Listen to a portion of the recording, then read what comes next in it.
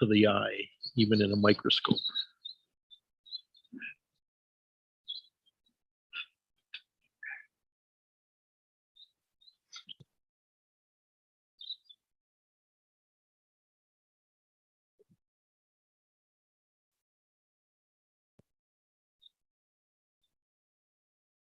I'm not familiar with it.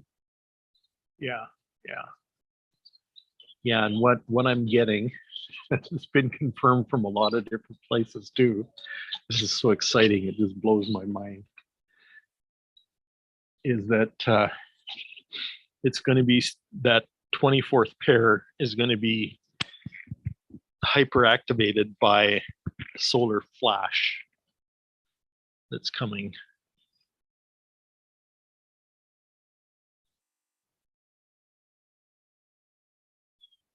It's going to be a very obvious jump in consciousness.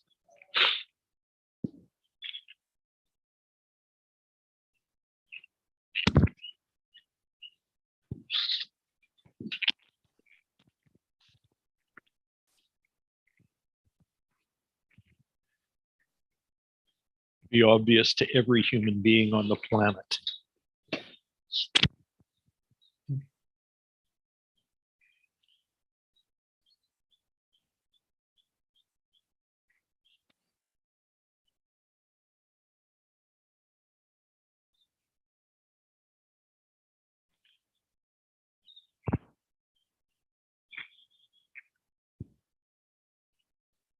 What do you think that means?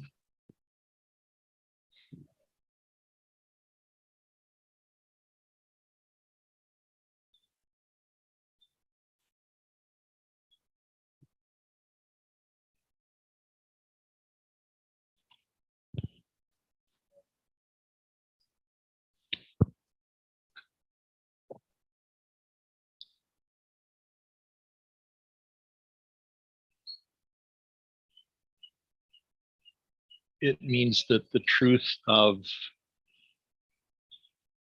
human beings' multidimensionality will come to light, will begin to come to light.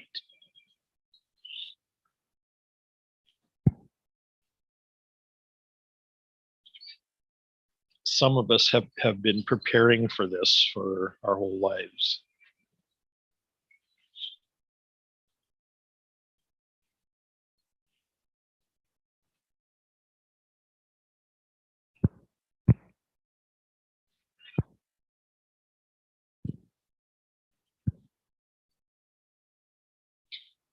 And as the time gets closer and closer,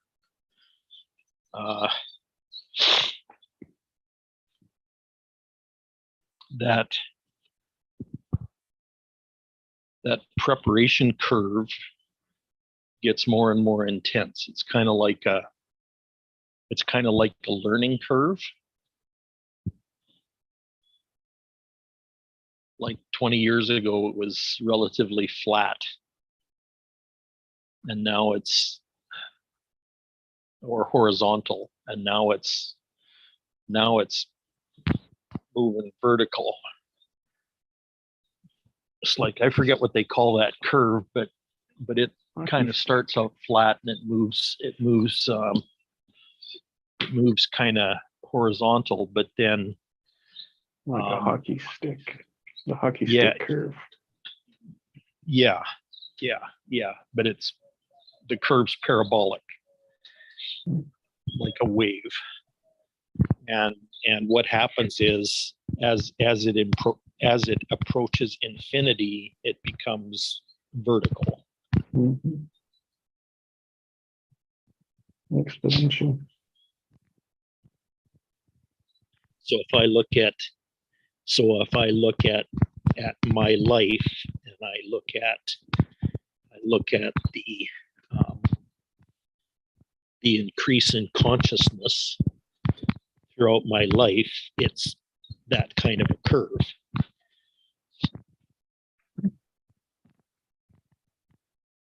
And that would actually be true for everyone.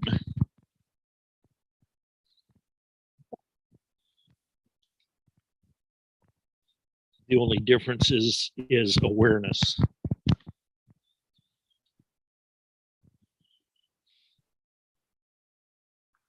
You ever heard the term old soul? Yeah. Yeah, yeah.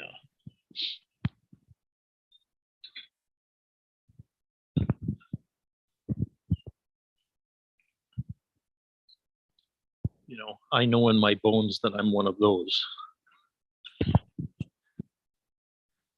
An old soul, meaning that I've been here many, many times on Earth, but not necessarily just on Earth either. I'm pretty sure I've been participating in other civilizations as well. But all of the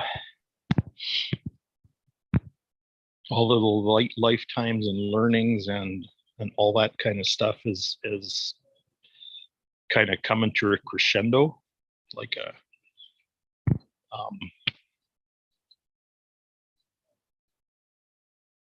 it's like all of those experiences are preparation to lead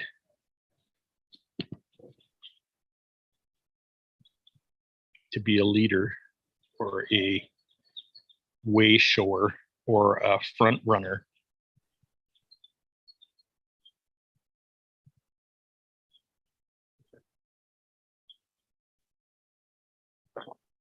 In what's happening on Earth right now.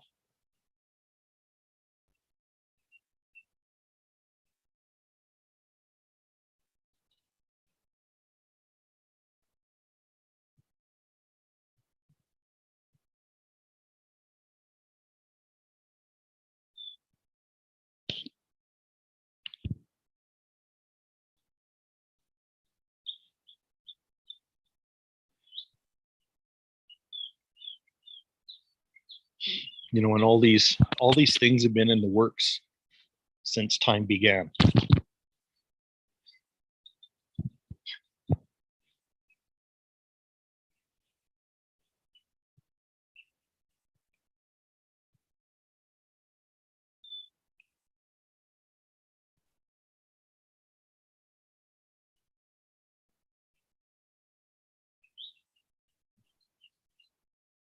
Mm-hmm. This is how eternity juxtaposes with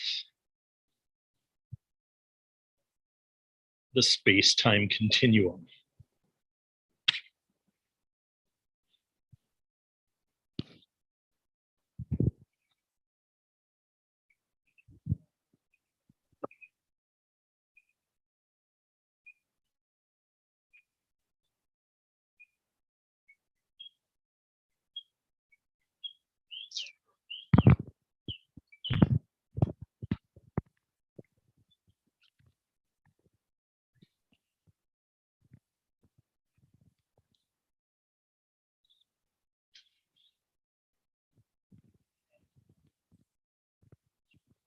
It's all very intentionally and intelligently designed.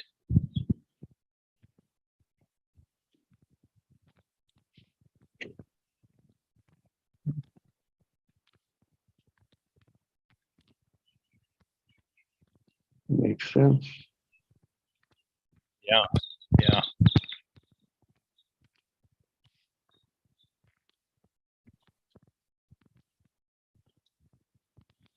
And the whole thing about free will and choice has a lot to do with it.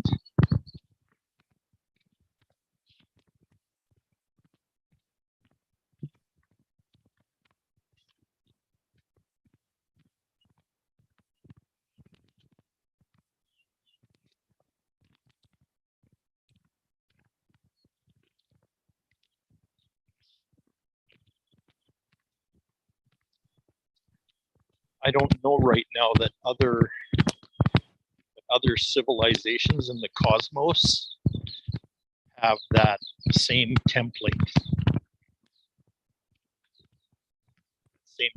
of free will as we do on Earth, but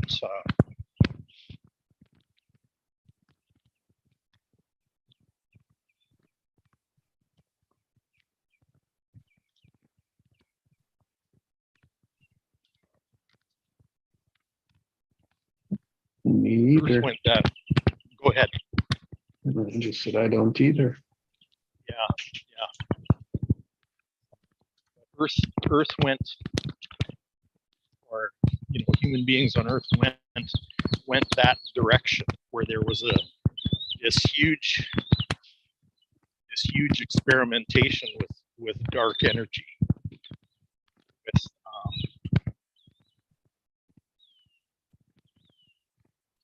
the binary,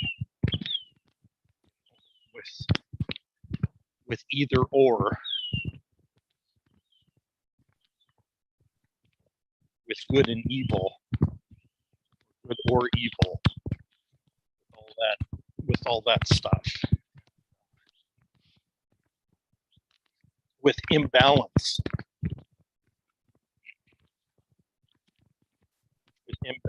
between masculine and feminine energy.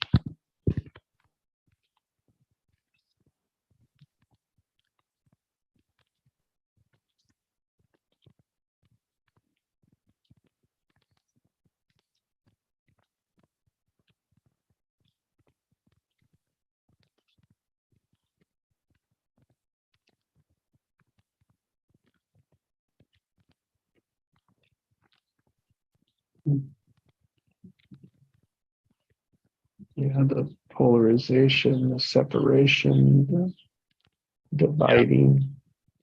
Yes.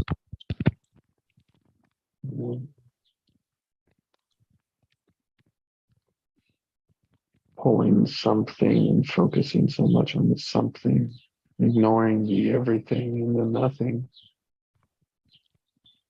Yeah. Because here's where we sit right now. There were many ancient prophecies that talked about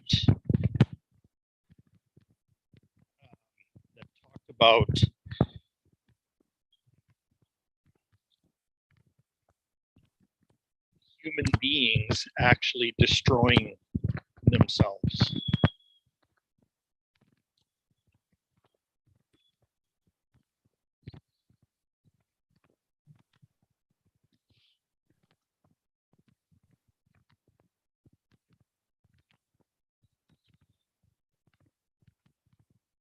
Like one example of that is the Mayan calendar, which ended, I think it was the 21st of December in 2012.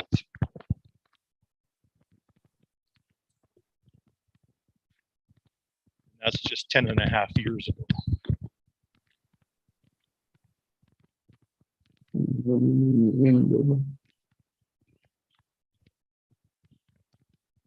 So somehow we made it past that.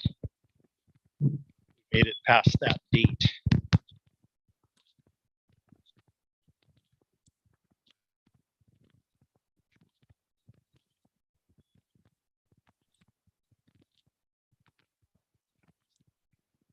It's kind of like a portal of possibility and intention, and potential. Possibility and potential opened up when that date came and went, and we're still here.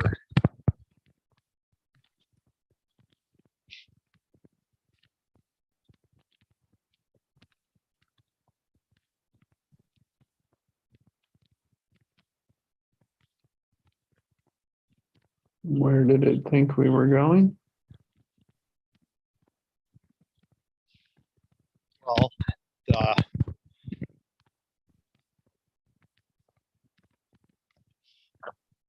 we were going to annihilate ourselves, basically. It's the end of time coming. Is what it was. Yeah. Well, and there was the threat of that throughout my younger life. There was a threat of global thermonuclear war. It still is.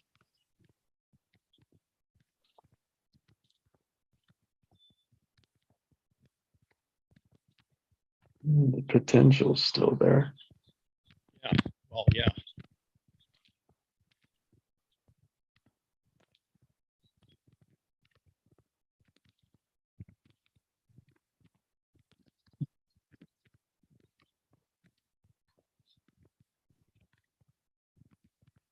have been a number of unifying events that have happened,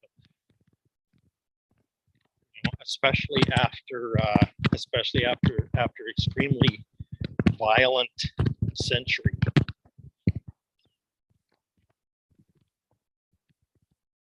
Of 2 world wars.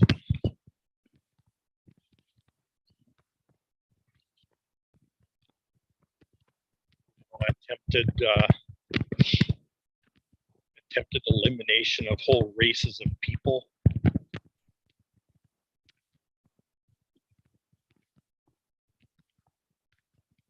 Things like human trafficking.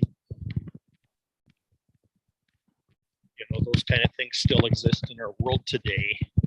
Mhm. But the overall environment is less conducive to those kinds of things right now Mhm. than it was.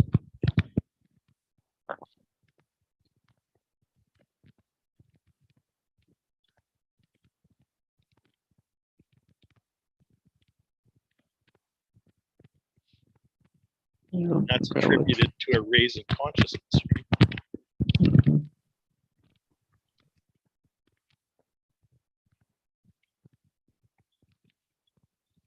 Relatively peaceful, yet, and more frustration. Yeah. Or obvious frustration, or we just hear about it. One of the two. Yeah,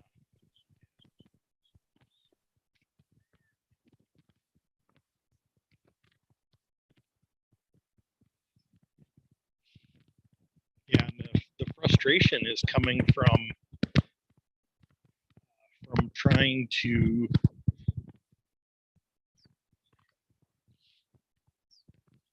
exercise and experience new consciousness while those old structures continue to prevail.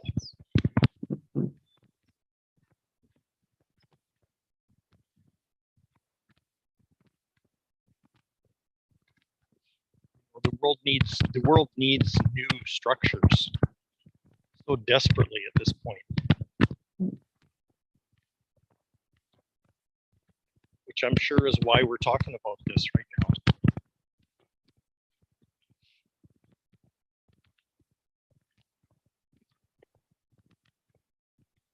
Yeah. The focus for me is serving our genius. Yeah.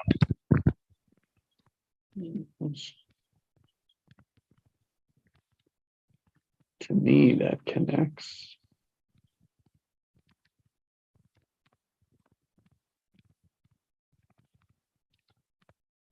How? Don't know. But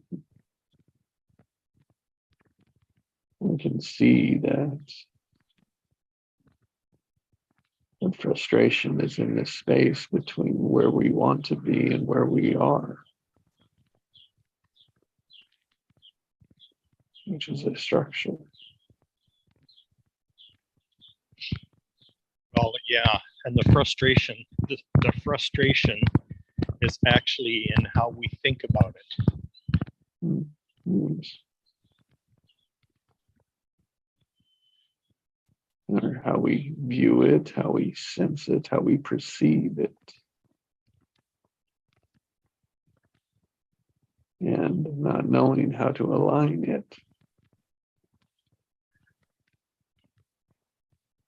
I'd say it's more in how we process that perception.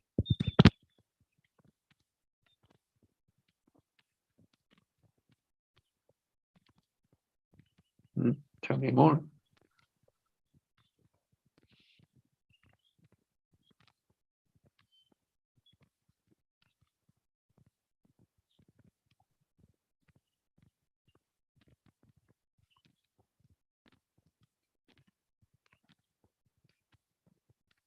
There's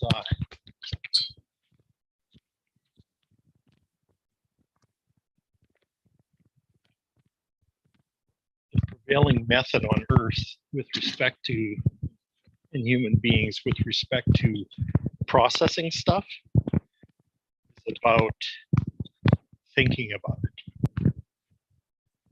it. And what I've noticed developing in me personally is a much more contemplative approach to processing things. And I've used terminology like sit with it for a couple days, let it cook on the back burner.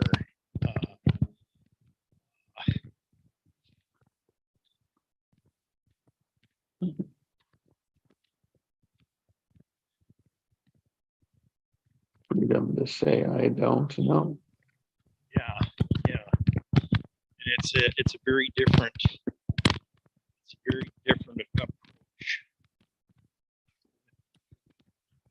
Very different approach to processing.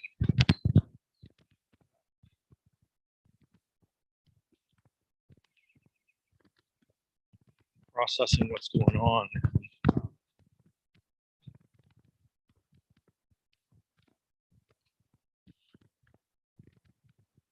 And creating reality, actually.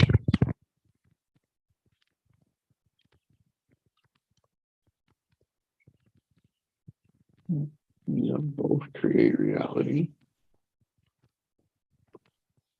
It's much different creating reality from your feeler or your knower than it is creating reality from your thinker.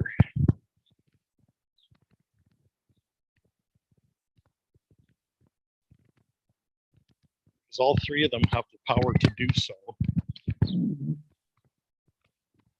Which one's the most accurate? Which one's All the three. most powerful?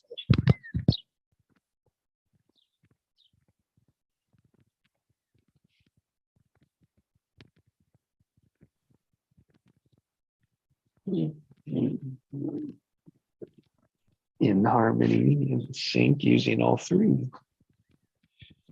Well, yeah.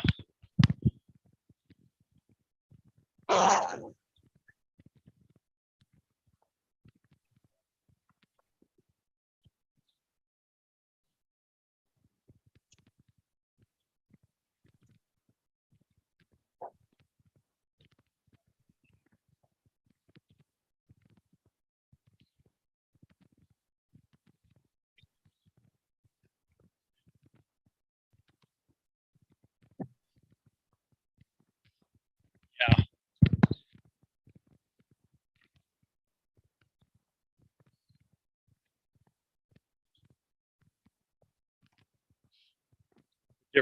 The difference to me is between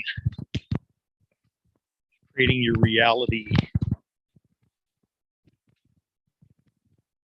super consciously or creating it self-consciously.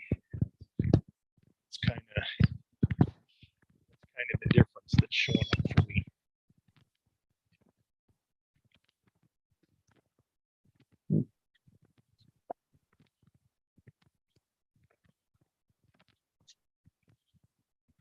Yeah, me too. And the difference that shows up is the thinking is just basically the same thing over and over again.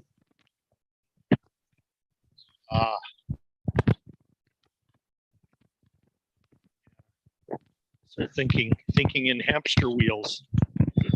Yeah. You're still moving. You're moving. Yeah, but That's the frustration. yeah, you're moving, but you're not going anywhere. Well, and that, and until you run that hamster wheel to a breakdown, and then you're forced to look at it a different way. Yeah.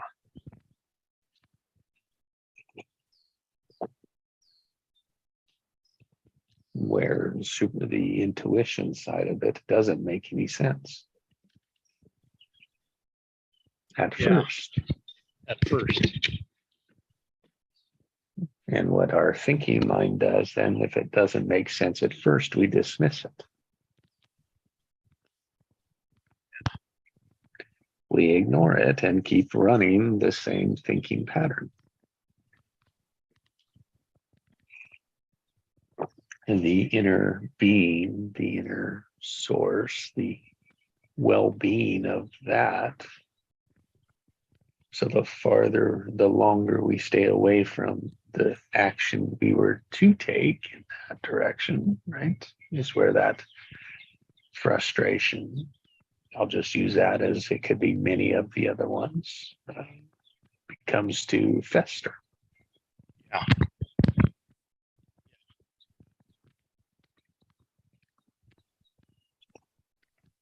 And not that that's a good or bad thing, it's just to notice it.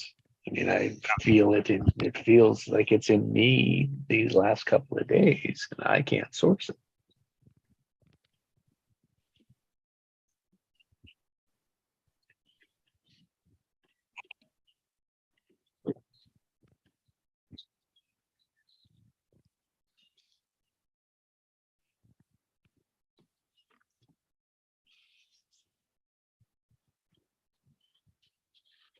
And then that in itself can be frustrating. But that's forcing, that's thinking again, because it's in the time dimension.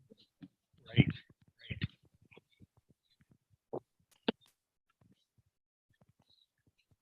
Or that's just what I'm telling myself.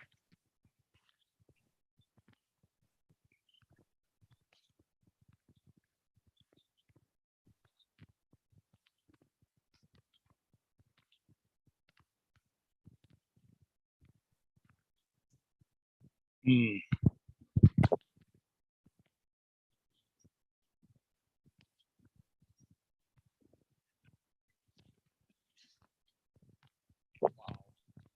I think the only difference to know, like, is it different, is to,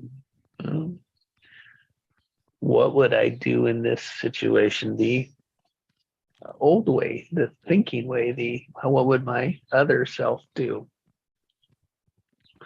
And if you don't have another self, then you haven't moved into something new.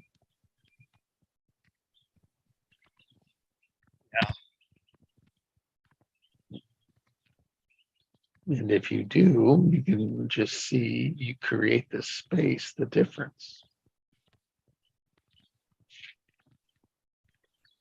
And I think that's what's coming clearer for me is our language, especially the Western language, is that addiction to focusing on the thing, on one thing, ignoring everything around it. All we can do is think about one point in structure. And then if we don't focus on that point, then we focus on another point, but we drop that other point. So there's never 2 points.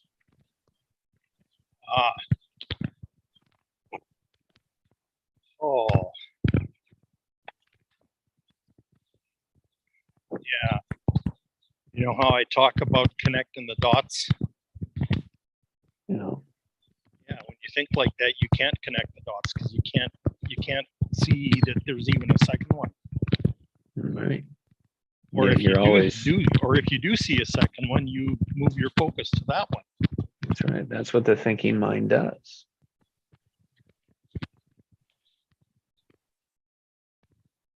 And what it thinks about is and let's just use the example, is the number one response people want is to be happy, right? And so then it's like, okay, they think about happy, and then if they don't think about happy, they think about not being happy. Yeah. And you just, pick up one or the other, not seeing the whole, not Yeah. seeing that they are connected. It's either or. Right. It's either or. So how can it be? Yeah. You can't create tension. Oh. Oh, oh, oh, oh, oh.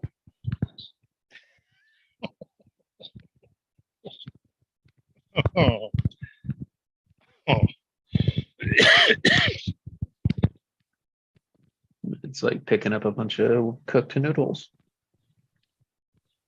Yeah. What will they do? They'll blow in the wind because whatever's out there is going to cause its force on you. Right. Right.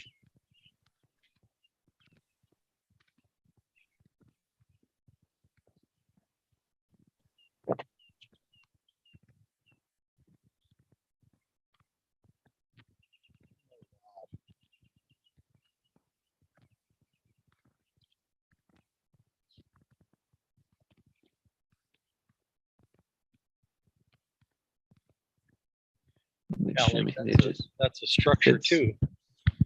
it's a victim structure, you bet. Because it's the only, the only way into that is, oh, it happens to me. It's out there. It's one thing, and I mean, of course, that's the obvious conclusion. And it has momentum because that's what society also fills it in with.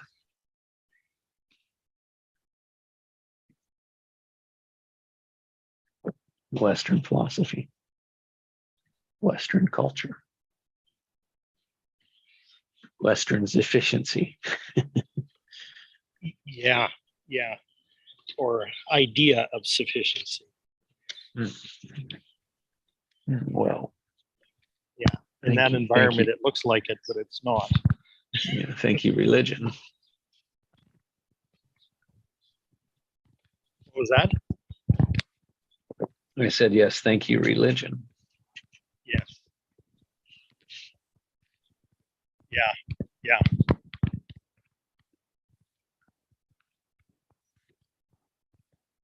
There's many ways, but there's only one way. Yeah. Right. Yeah, because the thinking mind can only handle one. That's right. So if you're not on my side, then we're competing. Right. And there's no room for anything else.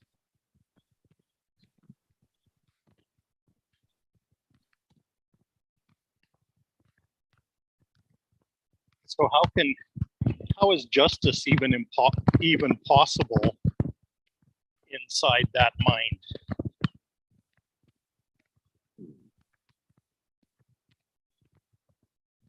How is justice even possible inside that mind? Because somebody's got to win or somebody's got to lose. You know, You can't have both. well,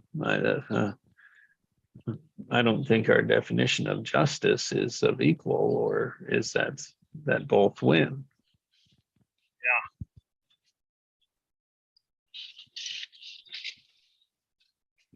Again, it's you've done something to me, you pay it, you have to pay back. Right. Right. It's me or you. That's right.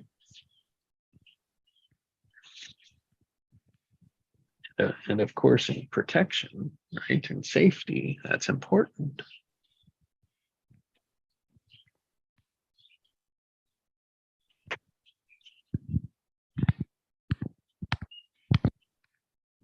Where it wouldn't matter if it was we respected each other on a human level.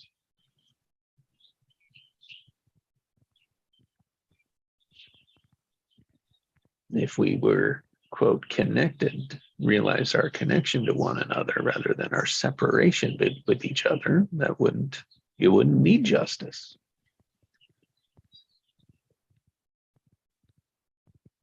Yeah.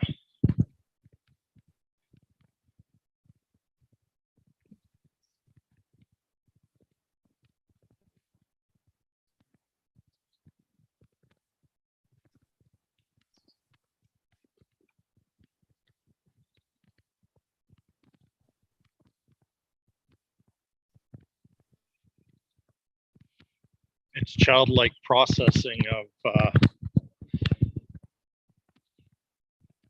the differences. Well, you Childlike just even understandings. Let's put it that way. Childlike understandings of differences. the fact that there's, well, that's the point, is it's focusing on the differences, not the sameness. Yes. Yeah. Differences observed. Mhm. And that when we see somebody do something, we make up what they're doing.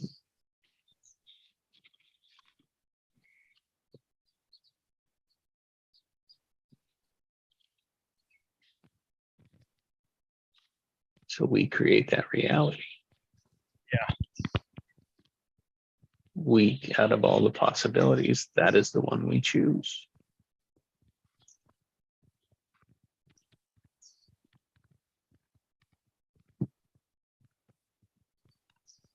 And the unaware, all they're doing is choosing the same patterns again and again. Yeah. Yeah.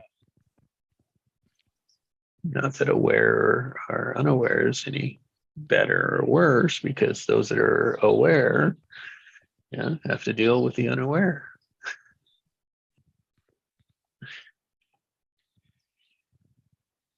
You know, what's fascinating me here at this moment is that we observe all these things and kind of draw conclusions from what we observe, and then we spend the rest of our lives figuring out which of those conclusions are total bullshit.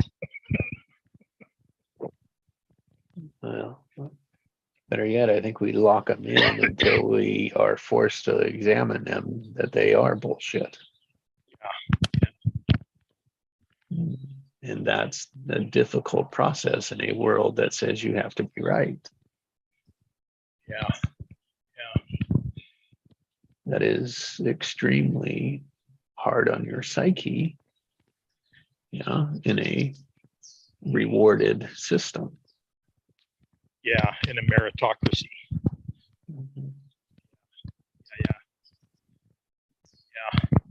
In a system that you're punished for being wrong. And that you have to deserve what you get. Yeah.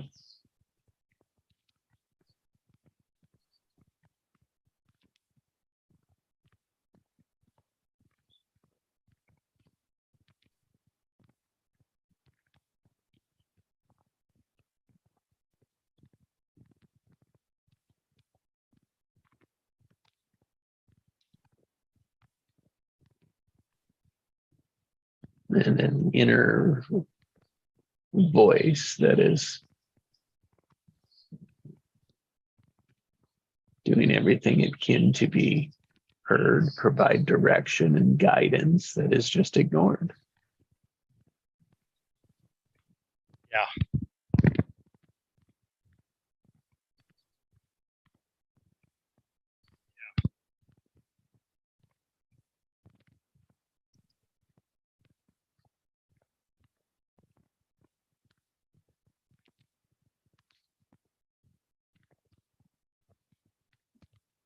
Yeah, to the point where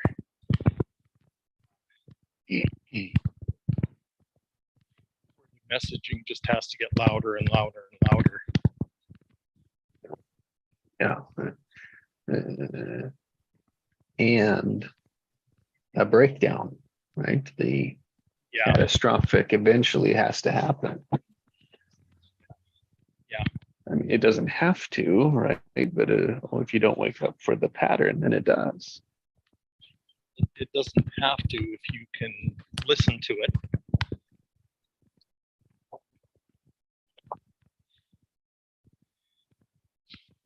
I know when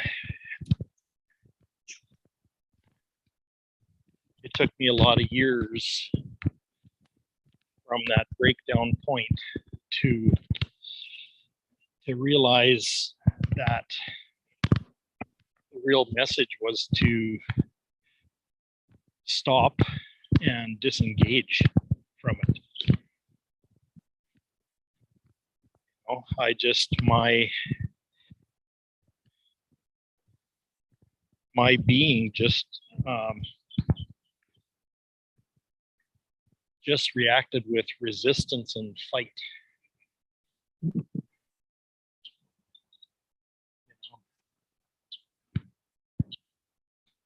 I'm totally aware, overwhelmed with what was going on in my body. I felt that my only option was to oppose it, fight it.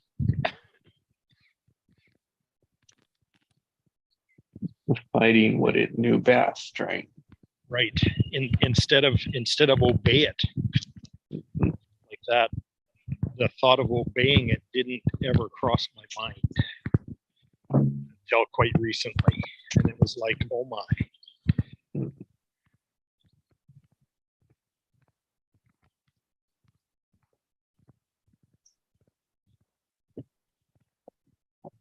Because I was at that time so radically out of congruency, you know, and that was it. I mean, it was just like being radically out of sync.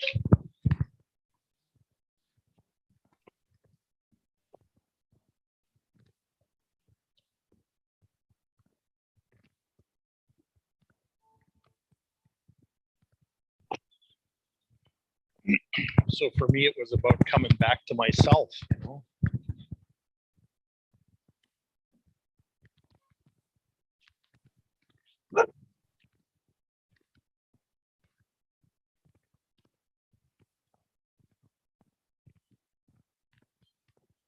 Because I was so far away from myself.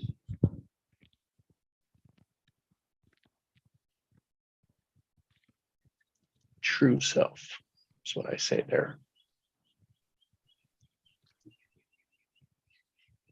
Not to put words in your mouth, but Yeah, but it's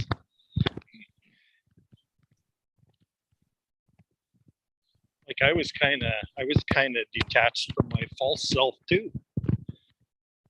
It was just like incongruence is a really good word for that. It's like being disintegrated.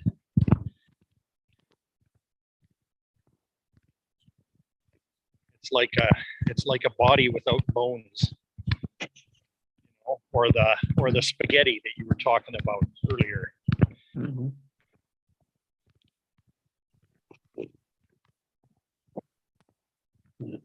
And there was nothing solid or foundational to hang on to. There isn't in that structure, in that thinking structure, in the Oh. worldly structure of model of one point, there's nothing of solidness on it.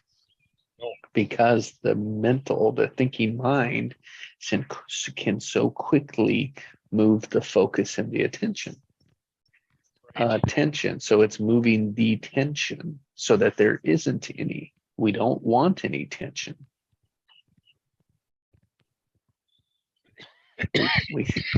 We think life should be tensionless, and when we focus on one thing, there's no tension.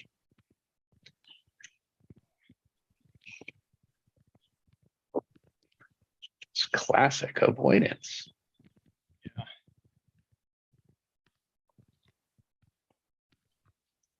So are you implying then that tension is the way back?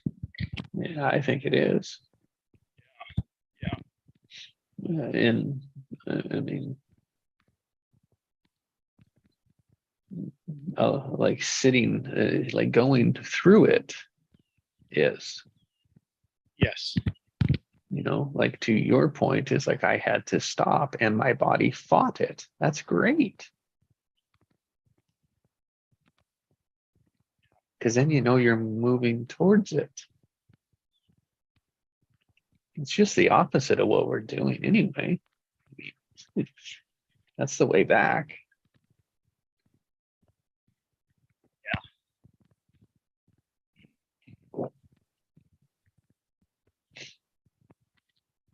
So it's like, for whatever reason, it's the top 5 things that people want most.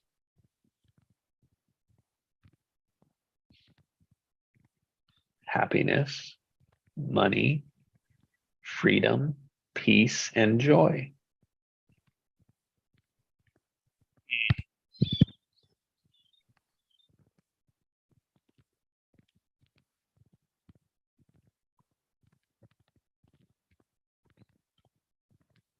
You know, and it's like my friend. Good morning, Nikki. Hey, Nikki. Morning, Chef. Well, we'll invite you in. Thanks for being here.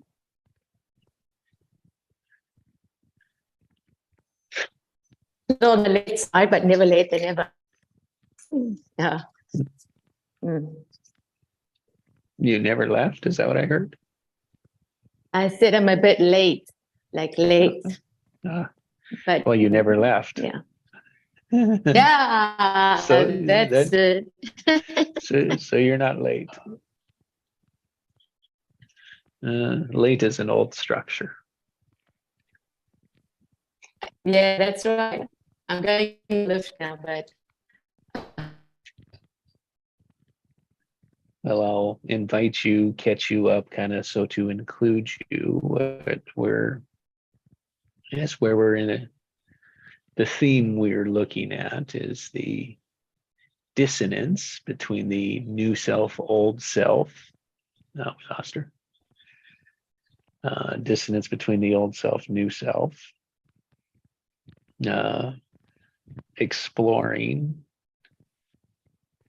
that our language is focusing on one point, like we focus on one thing, when in reality that we need to be looking at 2 things. We need to hold the tension between 2 things. it's And good. hi there. 80 morning. Yeah, good.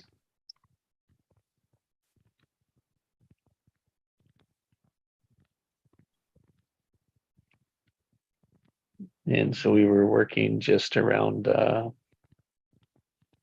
our language doesn't hold space for 2 points, which means our tendency isn't to hold the tension, but to move out of it. And was just working on most people. What do they want is happiness, money, and freedom. And when we can only hold one point, we hold, well, we don't have that, which means we're not even recognizing what we do have.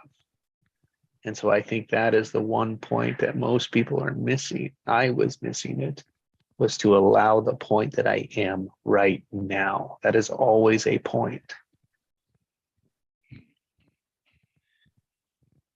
And when we acknowledge that point, then we can say, oh, what's my next point? What do I want? I don't think our thinking, I don't think our structure of society fosters that, includes that. I think that's a missing aspect of it. Oh, yeah. Doesn't And- include it. And that's where the magic is. The magic is in between those 2 points. Where I acknowledging where I am now, and that, oh, if my number one thing I want is to be happy, hold the tension between it.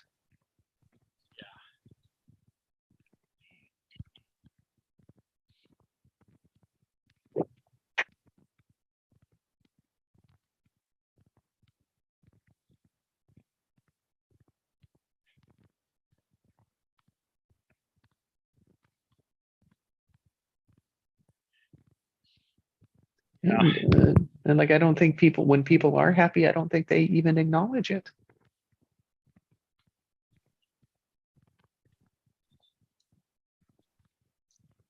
Right? Yeah. Yeah. We look for the next high. Or more, right? More, yeah, Right. the next thing. And it's like, that's, Yeah. and so it's like that point of now, it's like, doesn't even enjoy the moment. exist. Yeah.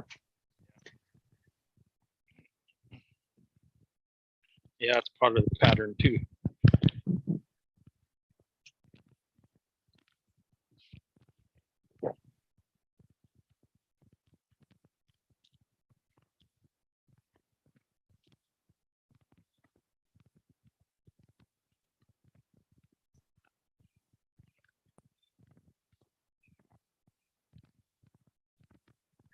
And so then it's like, oh, people say, well, I want happiness. And it's like, well, when was the last time you were happy? Now that's looking backwards, but what it is, it's putting it in. It's like, oh, I have had that feeling before. Yeah. Great. Now you can put that feeling into a future memory. That's how you have more of it. Yeah. That's what you go for.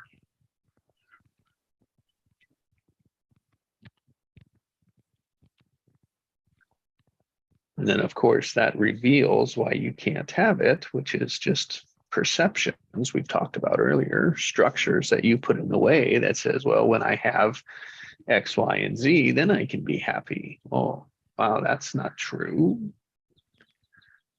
I can be happy without those, without X, Y, and Z.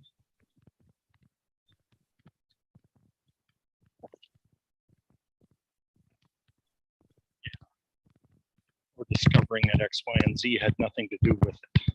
That's right. And so I think our inventory of the feelings that we want are extremely weak too, or missing, because we don't go into what is happiness for us.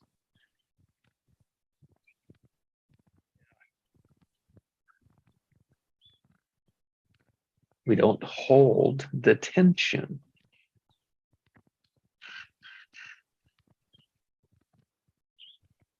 And when we're unhappy and want to be happy, holding that tension is the hardest thing to do.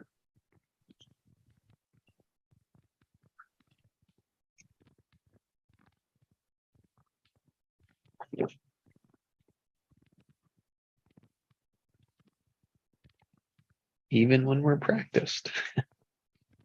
Yeah.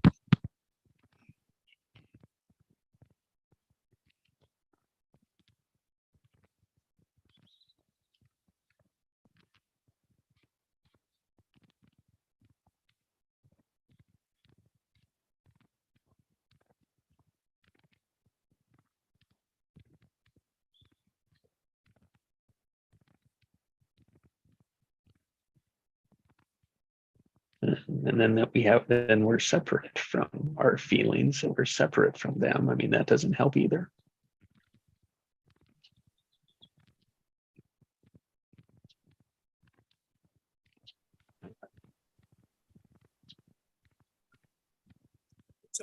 Yeah, very powerful subject, very powerful awareness.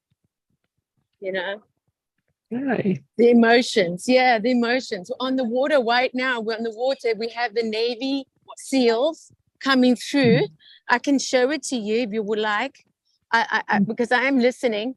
But there's the ship. It's gone further along on the water, and the Navy soldiers or sailors are standing on the edge there. It's very, very handsome in their white. And then we got all the ships coming by. And then also we have the helicopters.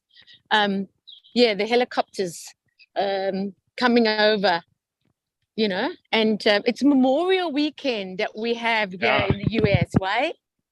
And so it's so beautiful because I love ships. See, they're coming here. This is yeah. Oh, yeah. Can Are you see? Are you on the East River or the West? No, I live on the West. Manhattan. Yeah. West. I'm on the West. Anyway, and then New Jersey across the river. That's New Jersey. Yes. But they're coming all day long. They're coming all day long with all this beautiful display. And then there's a boat there that's coming and it's squirting out water. Can you see? It's further there by the Lady of Liberty. And then when later on they bring the colors of the blue, the red, and the like blue, red, and white, of the US colors. It's so beautiful. It's very fair, very, very exciting. And then of course everybody's watching too, taking pictures. Yes. And you're looking very good today, Yes, my dear. Yes. Yes, let's go. Thank you. Well, this is my friend. She says, hi, sweetheart. Mwah. Nice to see you. Nice to see you. Yeah. So this is very oh, he wants to be my friend too. I'm gonna get I don't kiss strangers. You want to get a kiss or something? I don't kiss strangers, thank you. I like you, but no thank you. We got to have Not those that limits, not that much. Yeah, not that much. Yeah. I love the topic that we spoke about. I mean, I came in a little late, but isn't that just profound that it's just lined up with what I was like bringing into my understanding this morning about emotions and allowing, and especially when others are going through very difficult times, to hold the space, but also just to be able to know that you can allow yourself to feel these feelings, Yeah. And then what made me work out things that I felt very overwhelmed with and frustrated. I just, with saying to myself, I honor the power within me. Yes. Everything that comes up that's really, really like I feel like overwhelmed, like it's like, then I just say, I've been saying, I honor the power within me.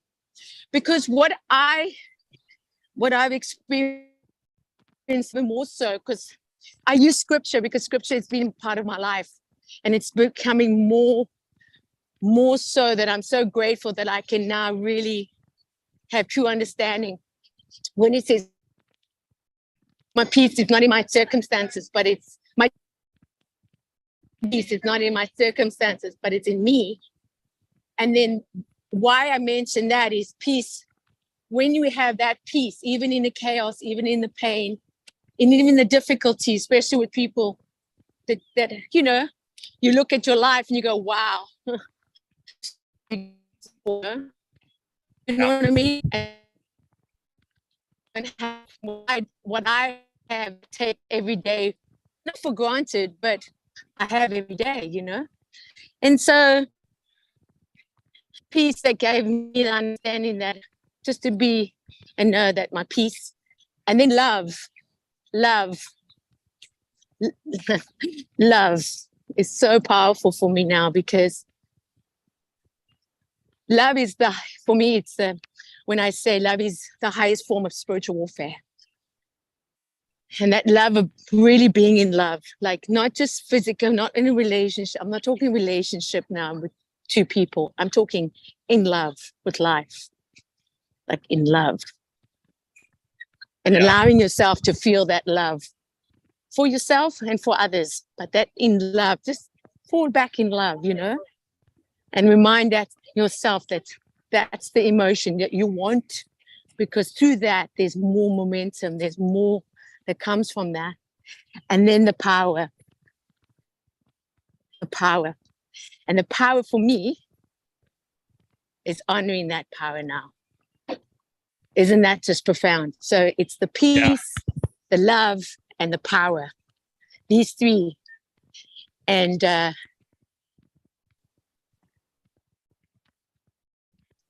embrace it and allow it to come up when it needs to. I don't have to fix anything. I don't have to advise anybody.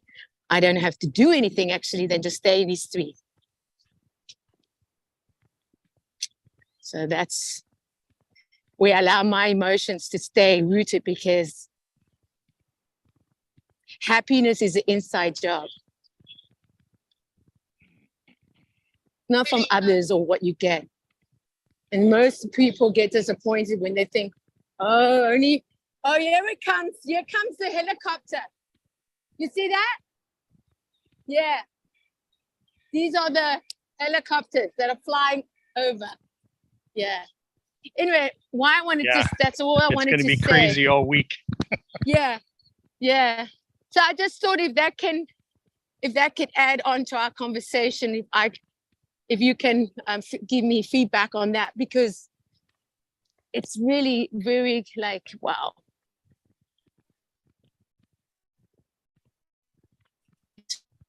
It's just the gratitude, you know. We always talk about gratitude, but that's where it really starts, eh? Yeah. Gratitude. It's really fundamental stuff. I like the Gratitude. the peace, the love, the power. Yeah. Yeah. Oh, isn't it? Yeah. It's so, and then I just meditated on it, really meditated, it got into my heart and allowing it to feel it. Here comes the ladies, here comes the warriors. Say hello to my friends. Hello. Yeah, these are the consistent rain, shine, storm. They're out here walking. You too. We always Right? talk with You you. must fight. I'm telling you, right? They You are like warriors. champions, those girls. All of you are warriors. They're warriors. I'm telling you, we're taking on the world. We're taking over. Good. No, I'm teasing. Yeah. So that's what I wanted just to mention. What I heard about, all about emotions and happiness and everything. Because contentment is something that really is satisfying in this now moment. Because people think when they get it, they're going to get better or be better. No. And that also comes with things that you felt that you had to hide and be shameful. Yes. And that you couldn't go and do what you love because what if, who cares what if now? What if you fall on your face or they see you imperfect, because you are. So it's that for me to go within that happiness to, especially with those things that I felt shamed of, or I was shamed for it too. But Yeah. now I realize that thing that maybe allowed me to have the fear, I now embrace it with faith. Yeah. There's never the right time. All that stuff needs to work its way. All that stuff needs to work its way through the system,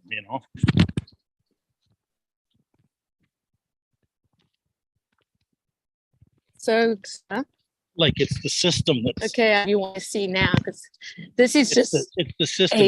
It's not us. It's the system. Amen. System. That's it. Thing is, It's the not way us. it works through the system. It's coming through out of the us. matrix. Yep. Mm.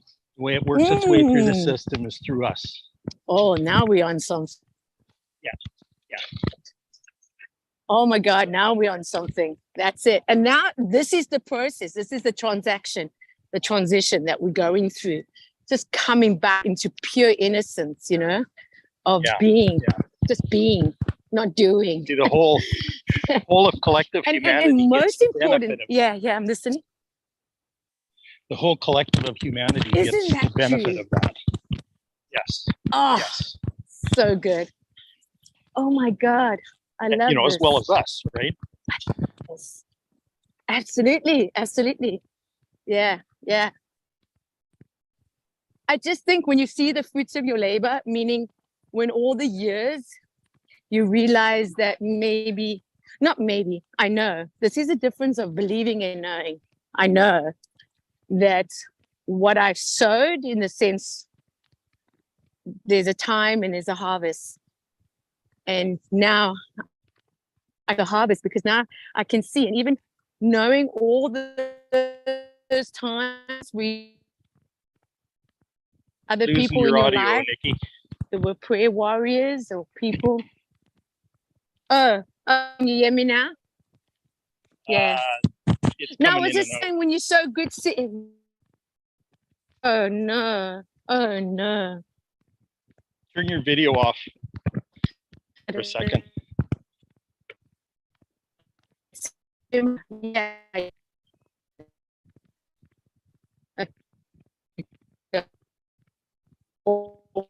Still aren't hearing you. Yeah.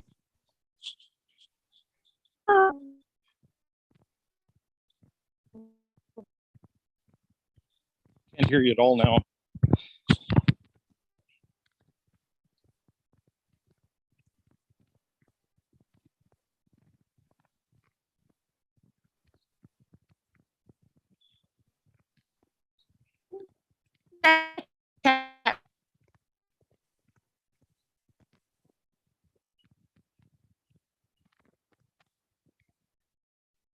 We lose her? Yeah, looks like we lost her, didn't we? Yeah, we did. Okay. We lost her. She'll find her way back. Yep. Oh, it was Yeah, she dropped signal. good stuff. It was right in the middle of good stuff. Yeah.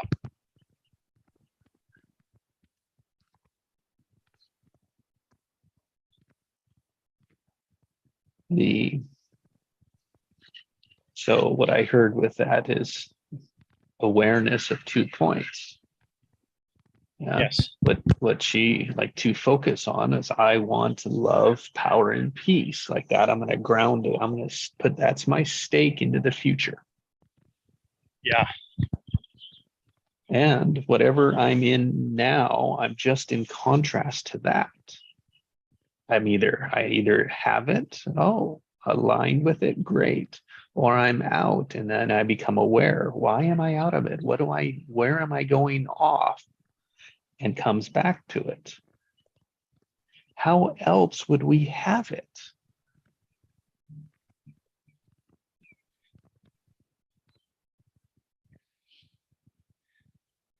I'm getting not completely out of it. Somewhere in between.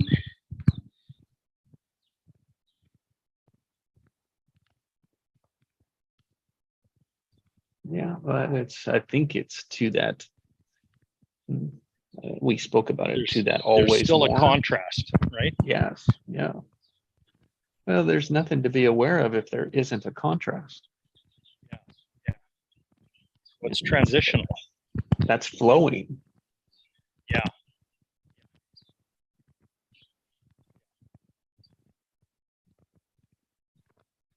Because it's funny, there's that tendency to want to be either or. Yep. Either in the fullness of it or you're not. That's right. And that really doesn't matter. No, it's only when you cross over into it, like only at that intersection point, which is only sparks of moments in life. Yeah.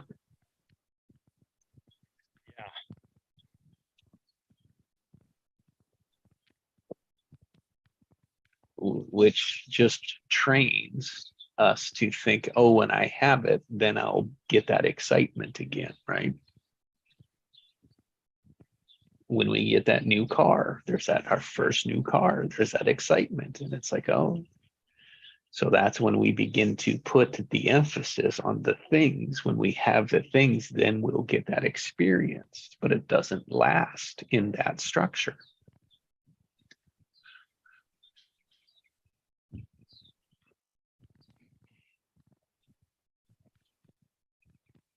Yeah, the structure doesn't have room for that, does it? And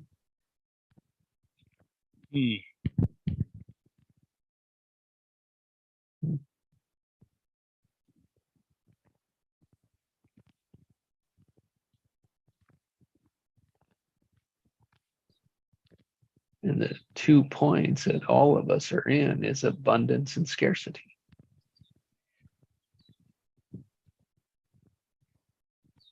Love and fear.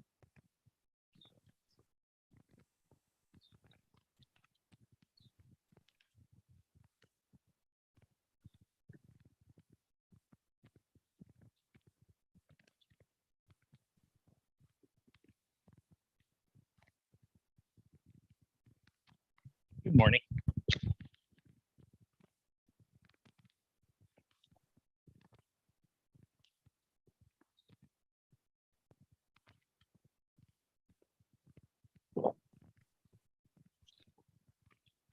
I mean, I'm looking at this list, right? The 8 things that people want. They're all separate, right? And it's like, no, if you think of all of them in love, power, and peace, they all exist underneath of it. They all exist inside of it. Everything you could want would be found inside of that.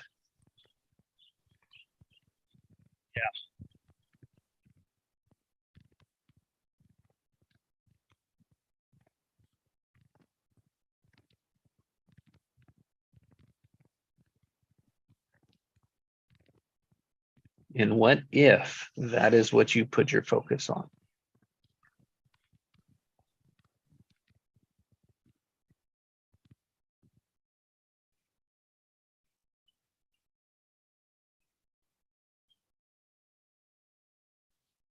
What if you were grounded in love for yourself? Power that you are, and the peace of those two.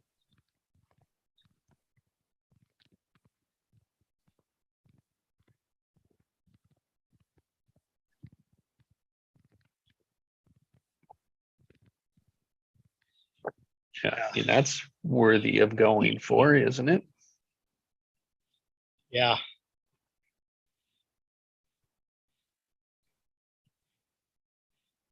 Going for something instead of trying to get rid of something. Yeah. That's the thing which just came to me around you've got you got the fear on one end and you got the love on the other end. But it's as if we're trying to avoid one. And that's not it. It's like Right. It's about learning to integrate the two of them. Mhm. And live in the dynamic that's formed when the two of them combine.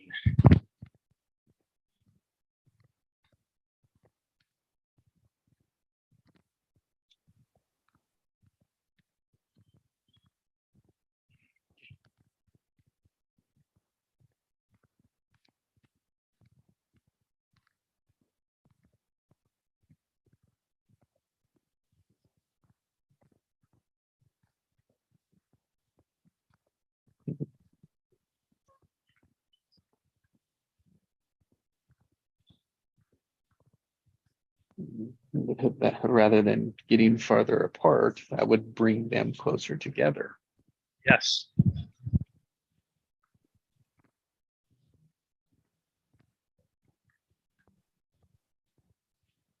Again, 2 points. Aware of what you're avoiding, yeah, and start going for what you want.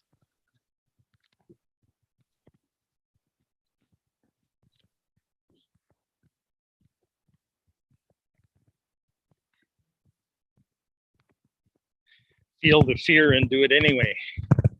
Yeah. Thank you, Susan Jeffers. It's just information. Yeah.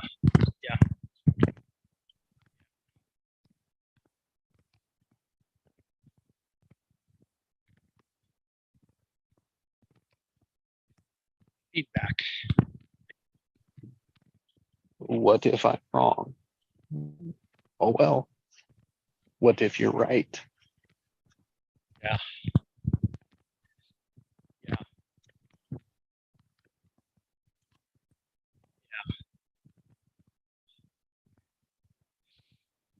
That's the power of intuition too, of trusting your intuition.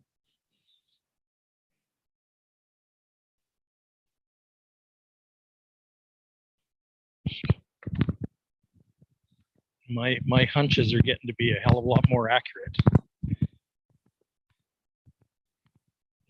As I learn to trust them, they get more accurate. It's kind of like a feedback loop.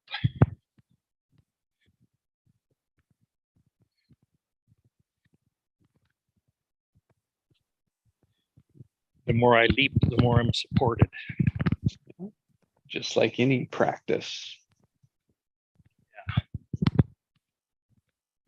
What we practice, we get better at. The more we practice being rooted in love, power, and peace, the more we'll see, the more we'll create, the more we'll be pulled towards it.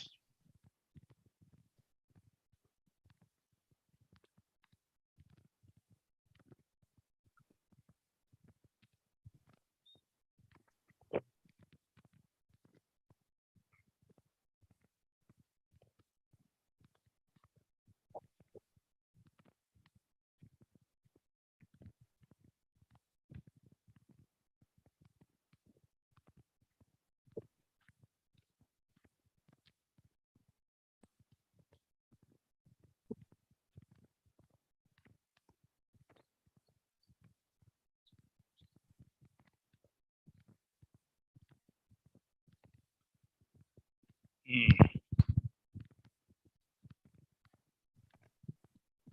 And what if I'm wrong?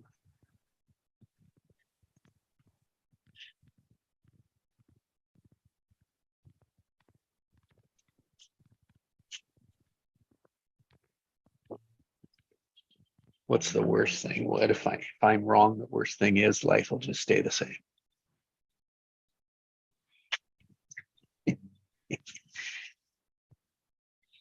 Love that question. What if? Yeah. Yeah. Then definitely that'll reveal a pattern. True. And it's also interesting to realize that there's no such thing as right or wrong. No. It's just feedback. So it's like, That's right. is this, yeah.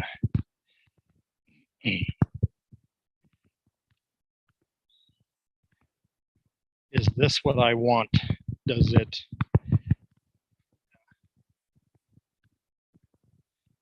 is this in harmony with me right now?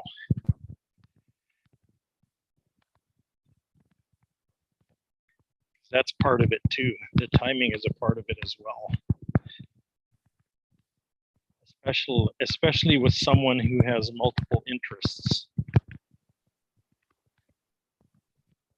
Oh, I'm glad this is coming up today, because I had in the last week a whole bunch of opportunities showed up for me.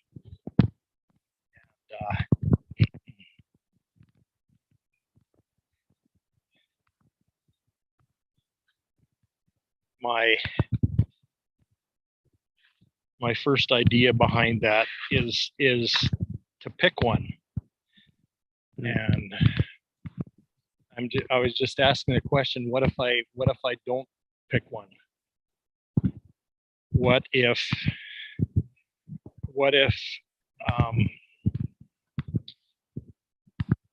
those just showed up to expand my consciousness, and it wasn't a question of whether to participate or not. It's just an expansion of awareness. You know, because all of these, it's funny, every single opportunity like this is something that I've been working on for a couple decades. So it's kind of like, okay, so here's this opportunity is showing up for me, but what kind of participation is correct for me? All of a sudden I'm asking that question. Mm-hmm.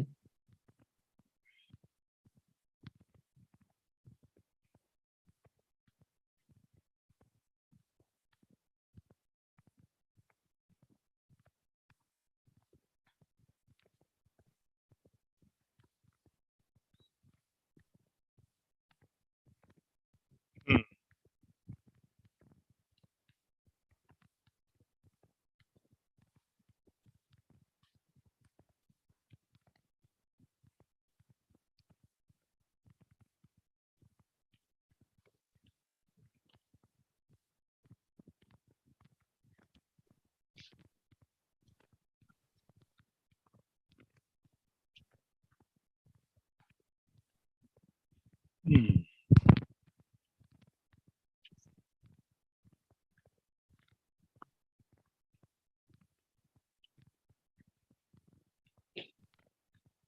You know, I know that all of that, everything I am exposed to, or everything exposes itself to me, is preparation. I know that already.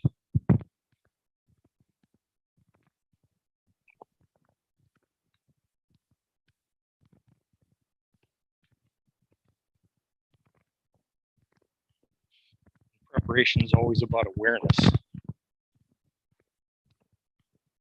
about expanding awareness.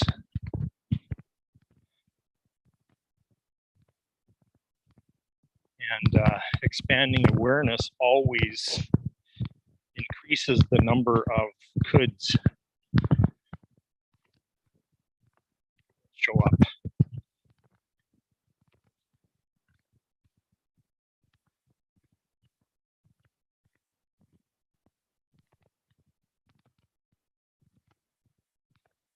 That whole creative space is all about expanding awareness.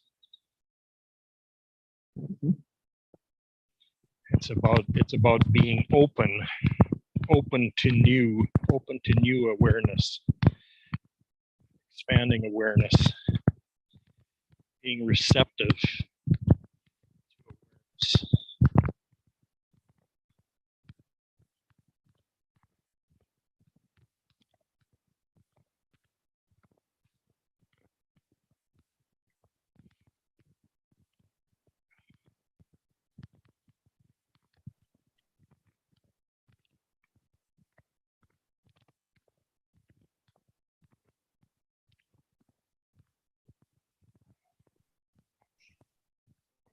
Oh, wow.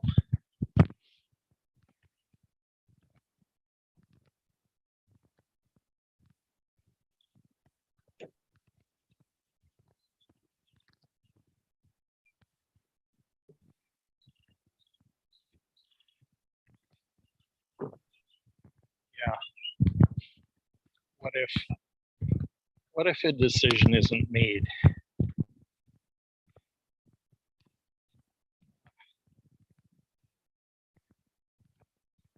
Maybe there's an opportunity coming that that encompasses all of these things.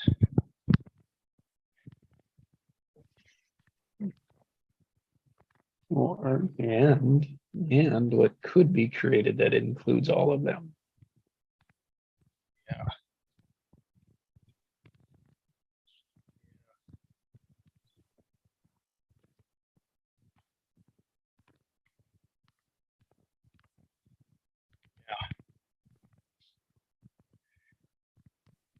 Maybe each of these things is a piece, a partial.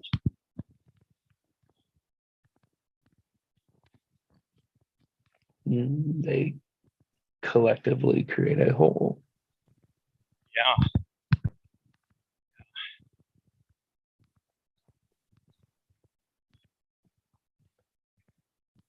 This could be a signal of convergence. Kind of like a Well, signpost. you know, it would take 10 to make 10 of 10% to make 100%. Yeah. Yeah. Yeah. Yeah.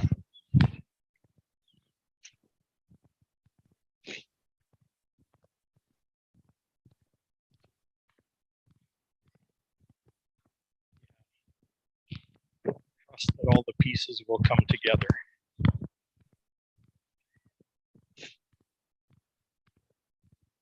Trust that the dots will connect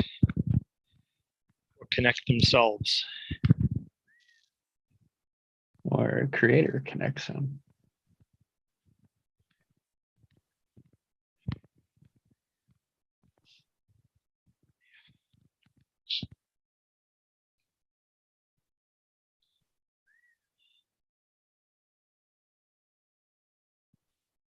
Trust the unfolding.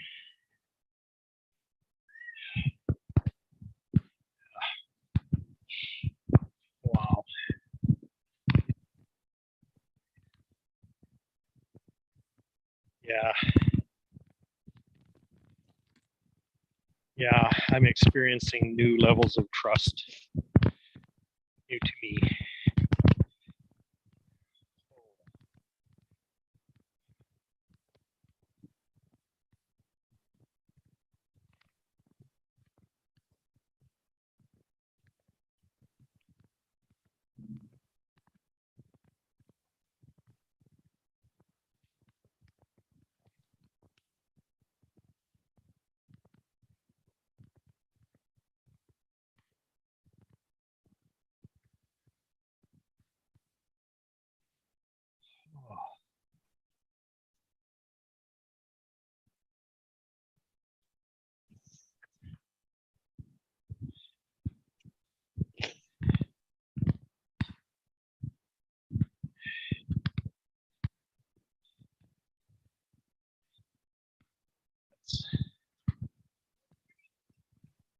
It's so profoundly powerful. That ability to put attention on many multiple things at once.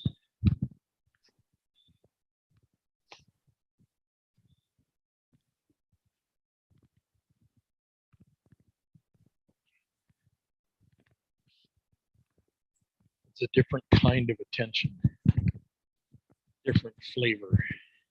Mhm. And it can't Very- be too many. No, the more the merrier, actually. Well, Yeah, when you realize you can do that, it's like, yeah. You don't discount anything. Yeah. Because there's room for more. There's room for more inside that attention. with a strong foundation. You can add as many specifics as you want, but the foundation has to be strong.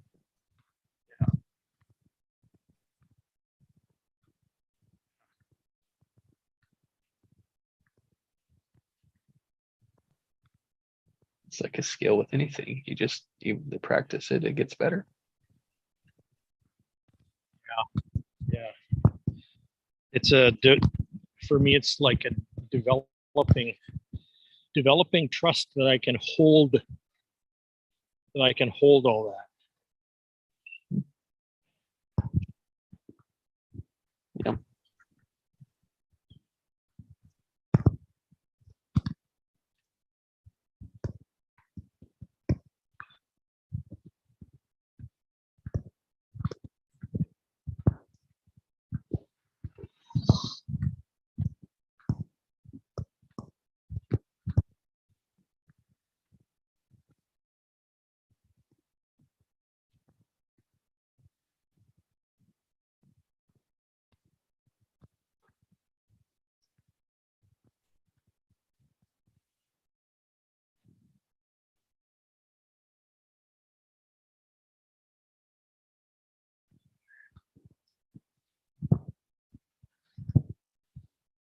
It's like pushing the edges of capacity.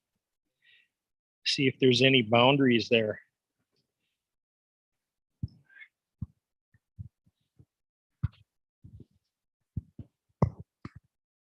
I haven't found any yet. Well, funny is that we create the boundaries. So that's what we're looking for, is the boundaries that we've created. Yeah.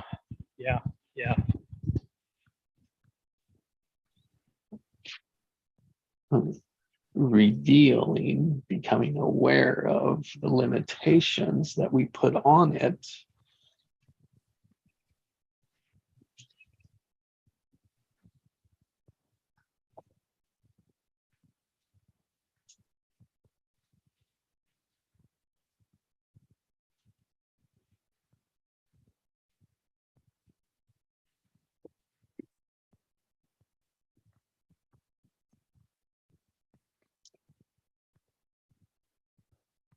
Which is just the old self telling us why we couldn't have it.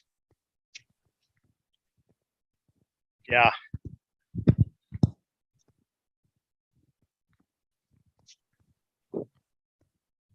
Yeah. Yeah, because we assume that the boundaries that were imposed on us are true. Yep. And they're not. Are real. Real. Yeah, yeah. And they're not. None of them are. Yep. And like try and figure that out as a child. Well, that's Try to- the interesting thing, because when you're a child, you know, everything in you knows that that's not true. Yep. But you're confronted with this environment that keeps telling you that it is. Until you surrender and believe it and try it out. There's an insight too that came to me at exactly the same time as you spoke it. Okay, it's like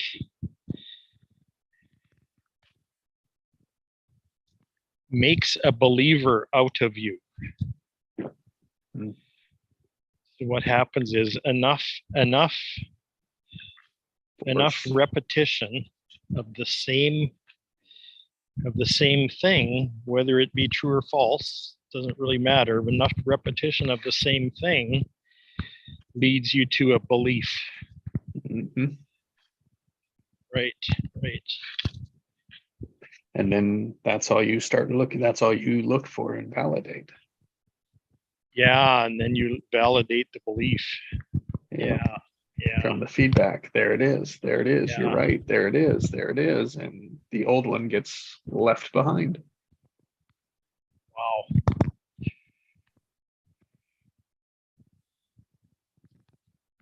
Wow. Yeah. So I look back on the last 15 years for me. It's been the reverse. Well, not the reverse of that, but it's been the opposite direction. It's been a restoration of those original beliefs that I had. You know, the breaking down of Coming those, in. that reversal, right? Going the other way. Yeah. Untangling. Yeah. Wow.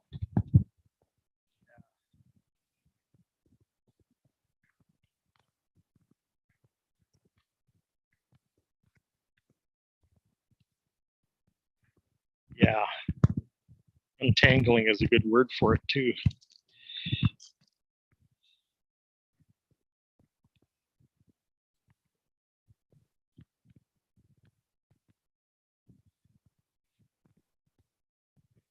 Like trying to walk through a field of flax.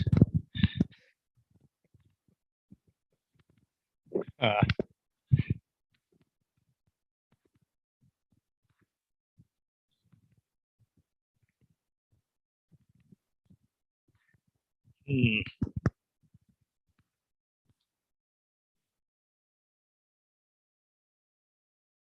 Oh. I got a program I'm in where I'm learning to develop a 2 or 3 minute speech. So it's kind of interesting, that one about belief and being entangled in it. Entangled in our beliefs is a very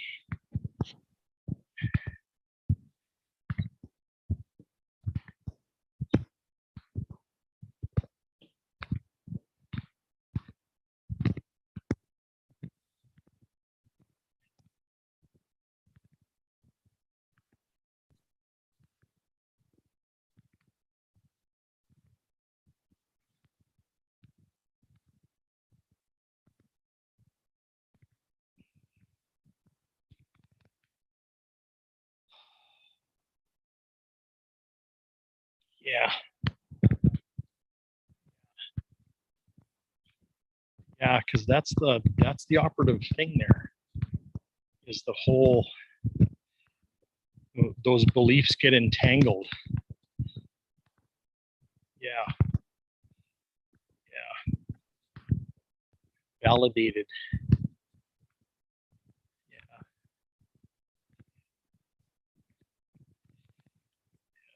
Reformed beliefs get, yeah.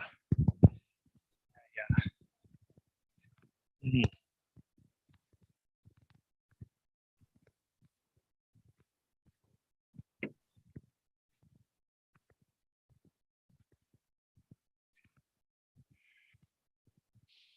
Wow.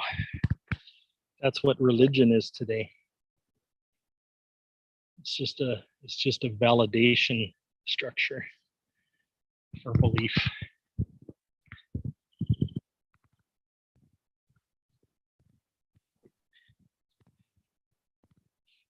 That's why it's so hard to detox somebody that's in a cult.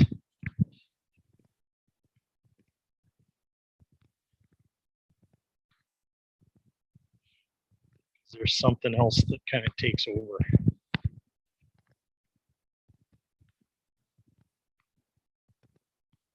Well, in reality, it's like we're all in a cult.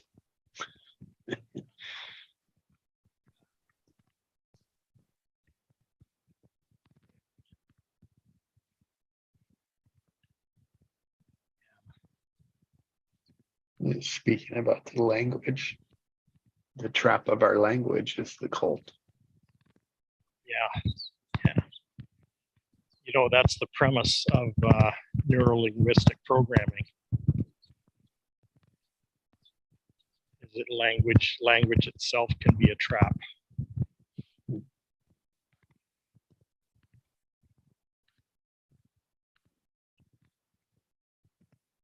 And especially when you got a language that's about 90% either or, 90% binary, it's pretty easy to get trapped up in that.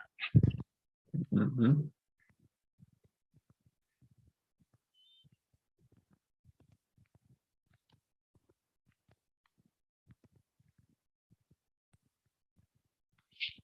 And the freedom is the ability to be able to put attention on multiple different things at the same time.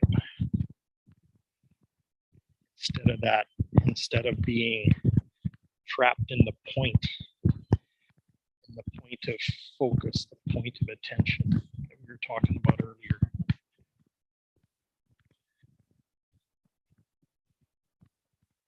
Well, we observe ourselves as separate from it, so therefore we're not in the equation. Yeah.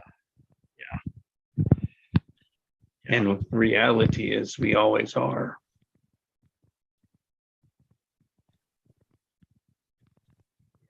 The only way to process is to concentrate.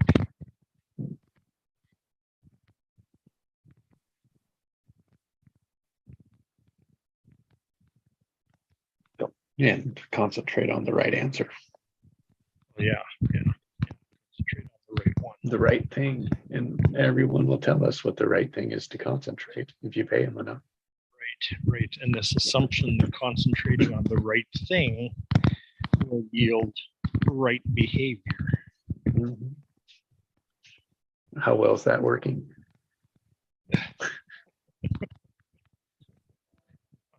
Not very well. See, well, that's again the limitness of focusing on one point. Yeah.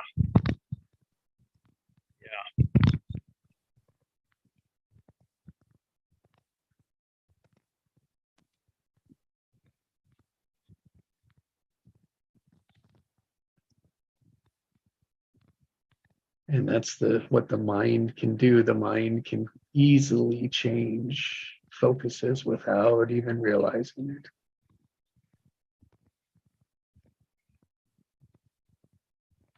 We call it distracted. So that doesn't feel good, so we'll do something else. We'll focus on something else.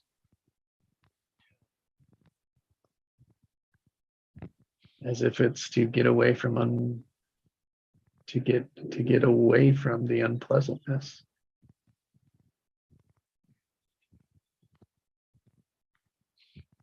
Was distracted the same thing as being able to put your attention on multiple things at once? It can be. the same ability? Yeah, maybe. I think the point is, it's like for me, what the difference is if it's to get out of the tension or to go through the tension. Right. Yeah. Yeah. The 'cause when structure I talk is about multiple and multiple, when I talk about multiple attention, what I mean is that that's an environment of tension. There's tension built right into that, yep. and it's a very fruitful tension. Or, yeah. Structures are two or more. I think our practice is to focus on the two and get good at two. Right. Well, you 'Cause learn to we're get really good good at at two, just and then you one. realize you're good at many. Yeah. But part of it is we have to recognize that we're only focusing on one point, and really we need to be looking at two. Yeah. And then two or more. Wow.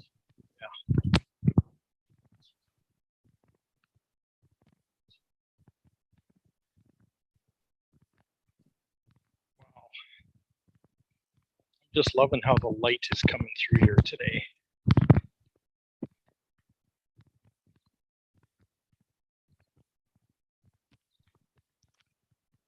Like I'm feeling this light in my heart right now.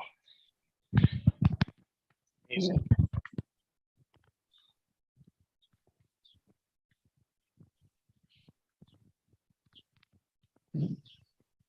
Today was to serve the creator, and to serve the nature, the inner being.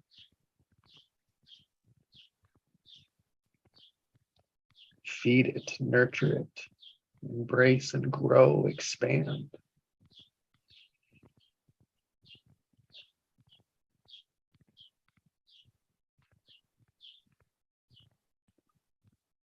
And not by what the thinking mind would structure, design, prepare, but is to allow in the space between the beginning and the end for that intention to show up. Yeah.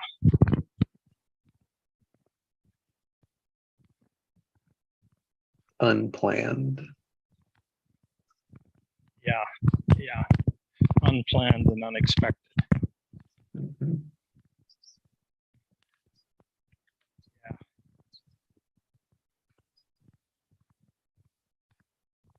And to trust for a purpose.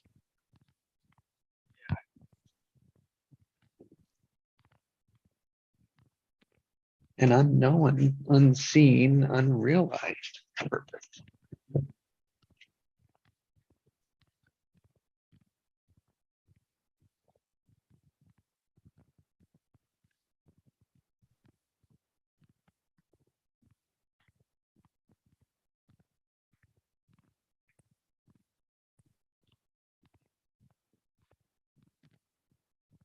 For something or for nothing.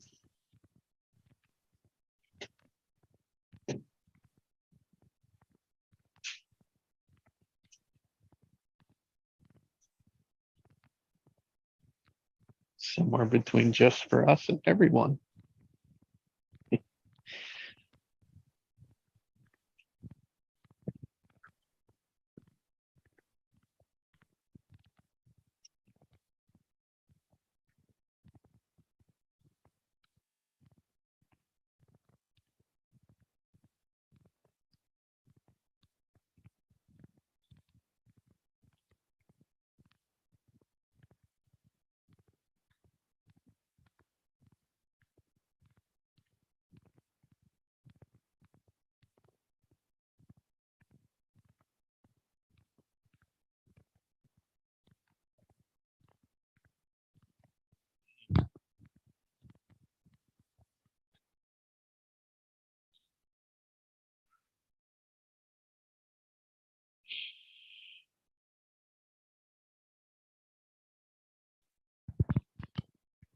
Oh, what a drink of water today has been. Oh my.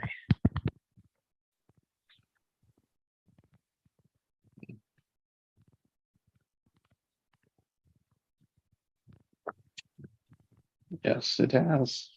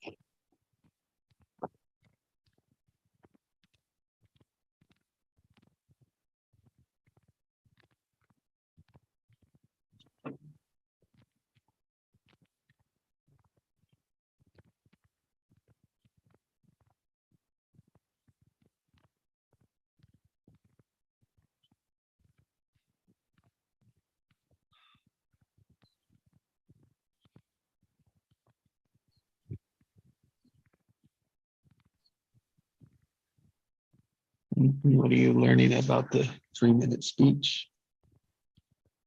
Oh. Well, anytime I'm doing these kind of things, like even I used to do this when I taught classes too. I would just kind of loosely prepare, and I would trust that I would have the, that it would come to me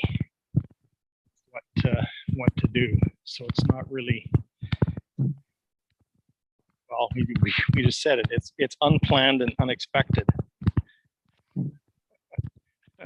And I'm very comfortable doing that. I'm very comfortable picking up a microphone when I haven't really planned anything specific. And yeah, so it'll be interesting.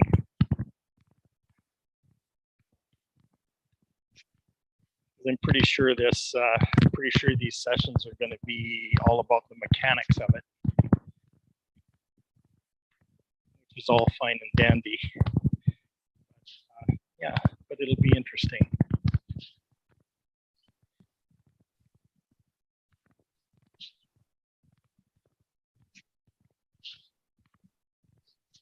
Are you delivering one? Is that what the work is?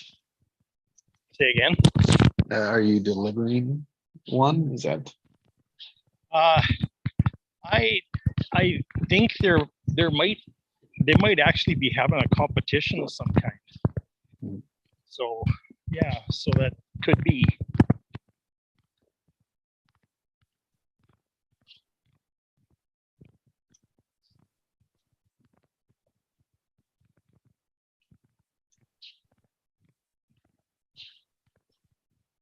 There's a lot of people in this group though that I'm sure that are just experimenting with speaking in front of people.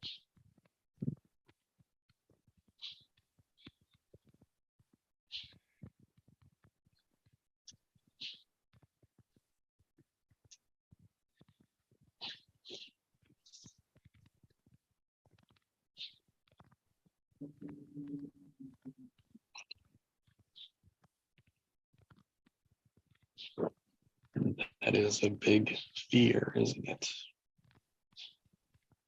Oh yeah, it's a perceived obstacle.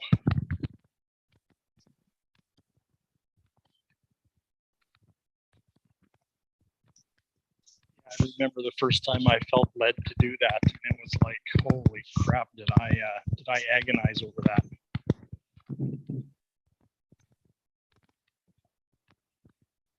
I was with, this is really interesting. I was with a group of younger people. It was like, it was actually student council.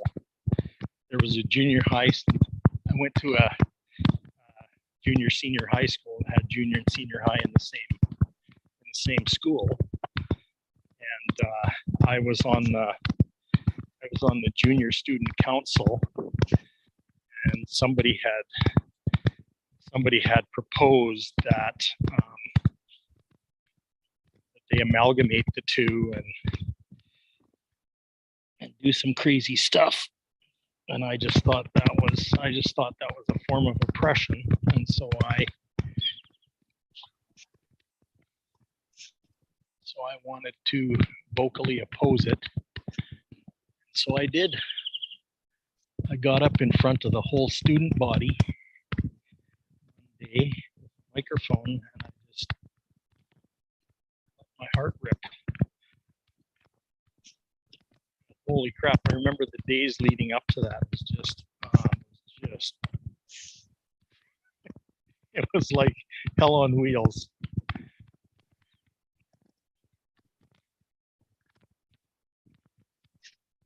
When I say I agonized over it, I'm not kidding. It was quite extreme.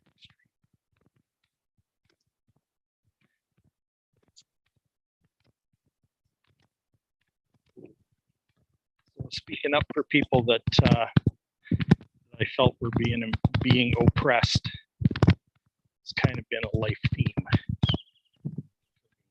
In fact, it's that theme is coming back in my life right now.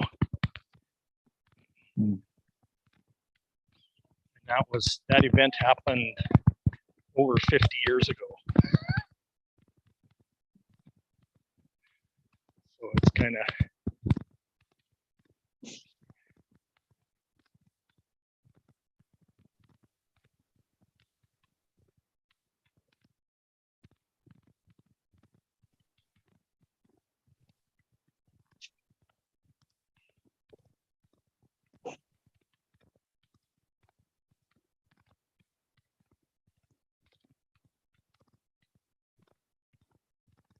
so yeah, speaking for people that don't have a voice.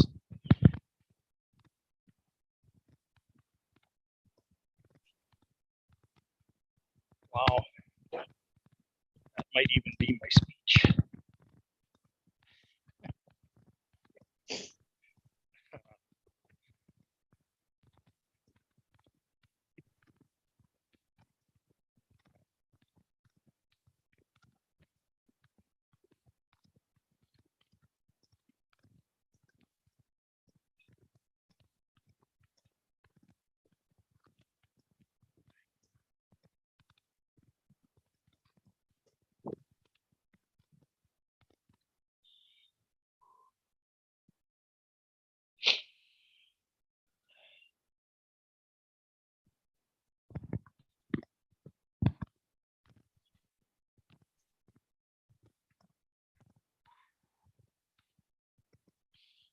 Wow, that one landed. Oh my goodness. Oh, wow.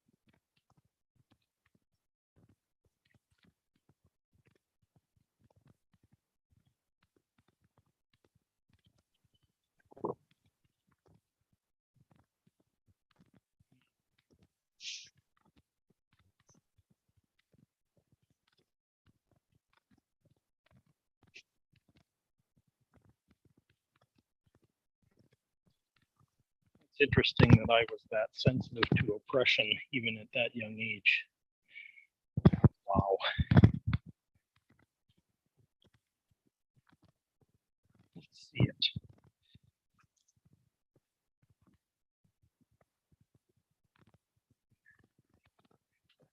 The funny thing is what they were proposing actually made a lot of sense.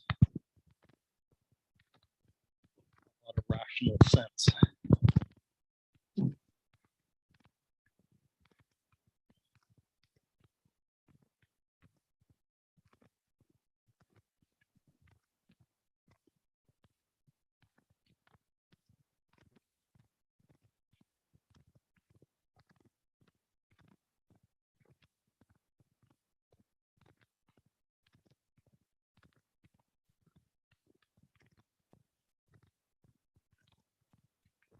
I saw something else in it that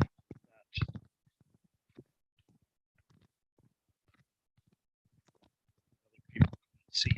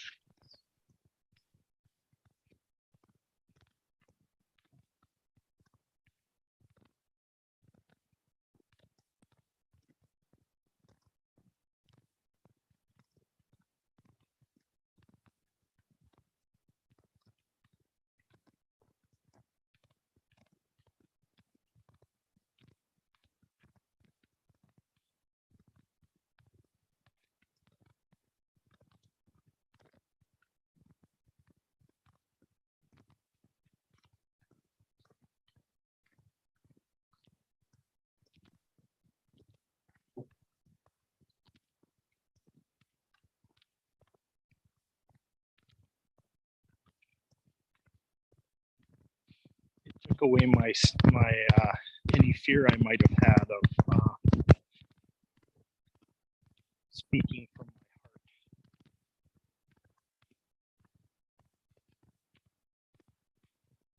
Lived through it.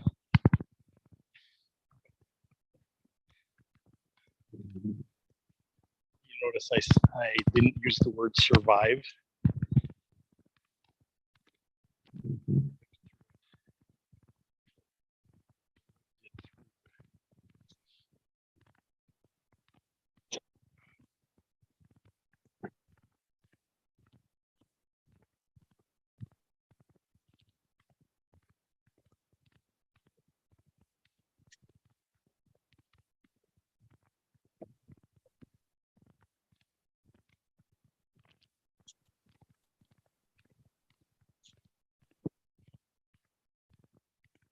I was sent to proclaim freedom to the oppressed.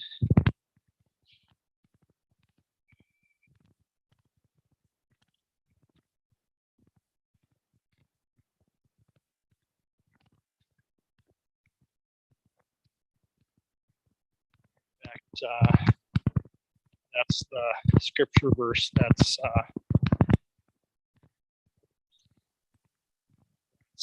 forged into the Liberty Bell. Proclaim liberty. I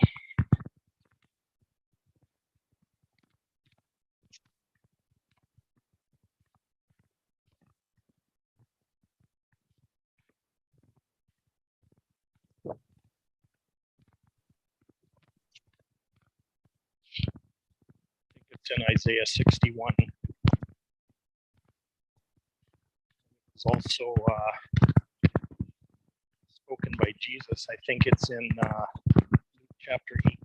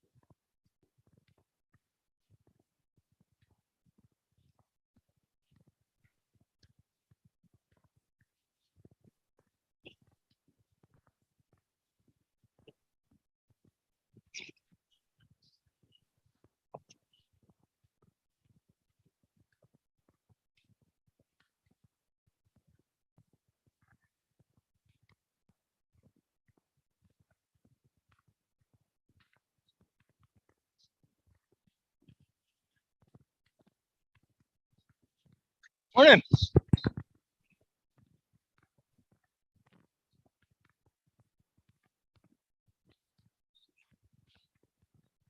The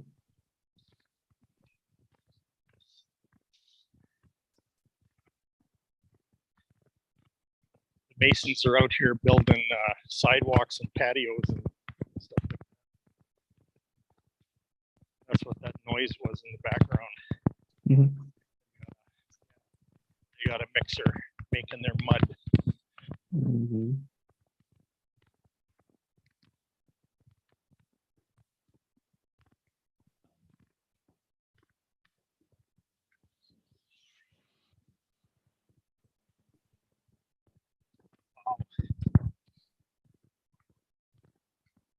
I just realized that that was a prophetic event, a foreshadowing of something that was to come. I was just in my early teens.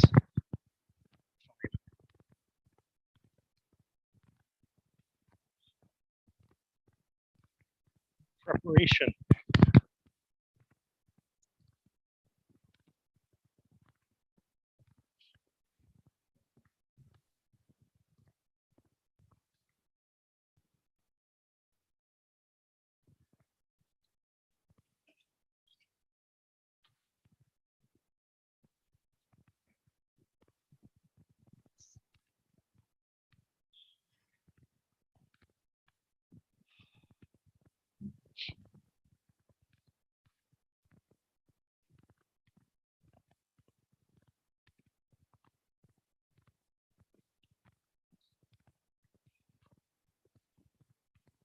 Cycles back, huh? What's that? The cycles of it, yeah. The Yeah. passion, the serving, like Well, what we observe, The theme theme, of the it consistency. is just blowing me away right now.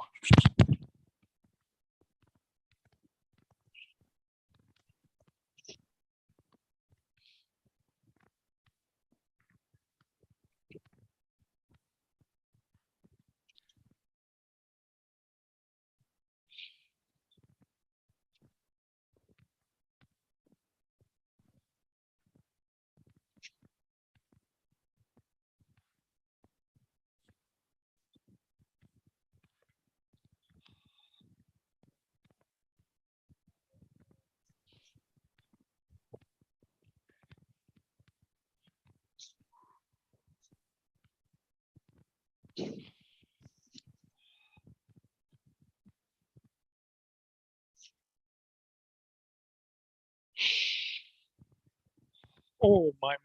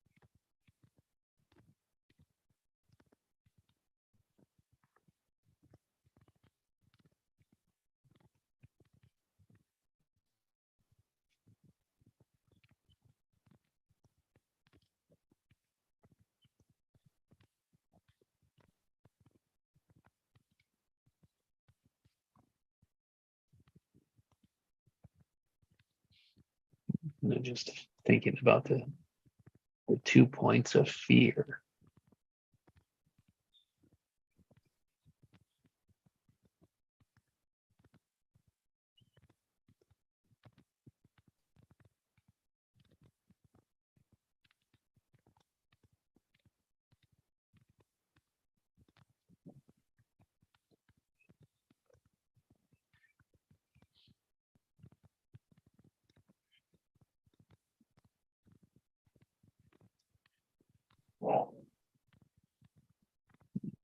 where we are and where we want to be, the fear in between that.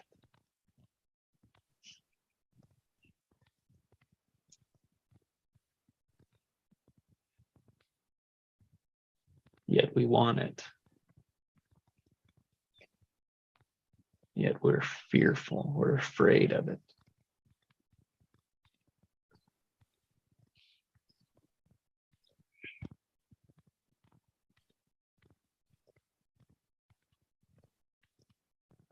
So ironic.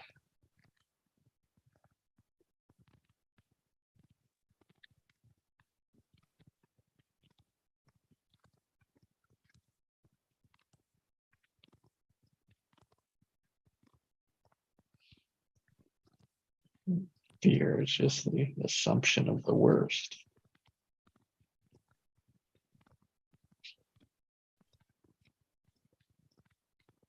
Yet we want the best.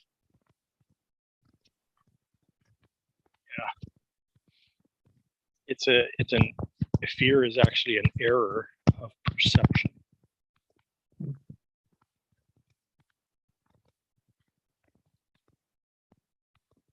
Initially.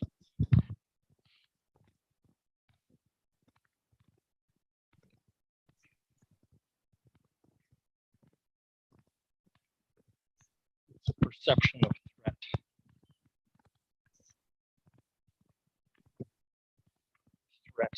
Threat is an understanding. So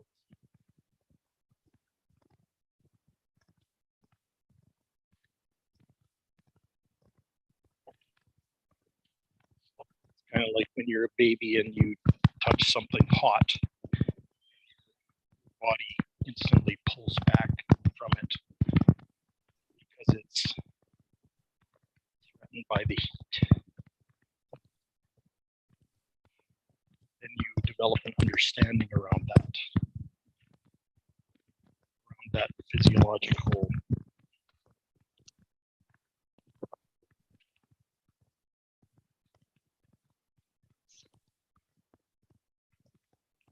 all of us have a different understanding of it.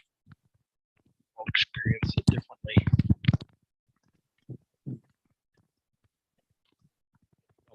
Fear.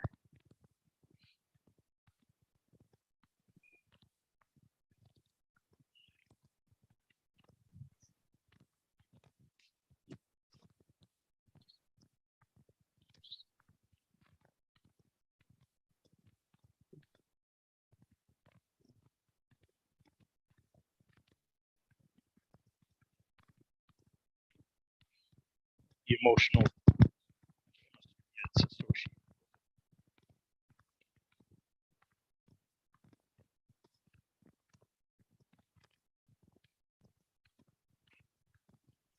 It's a signal that it matters. Yeah.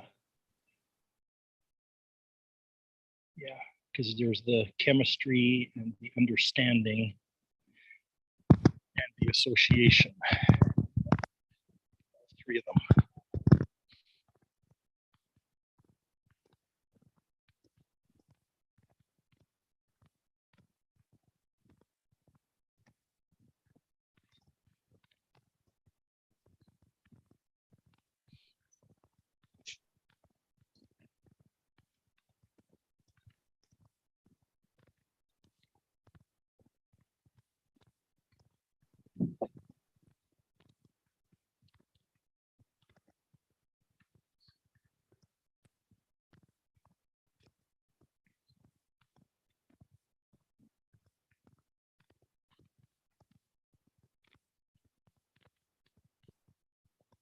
Greg, I think I'm complete for the morning. All righty then.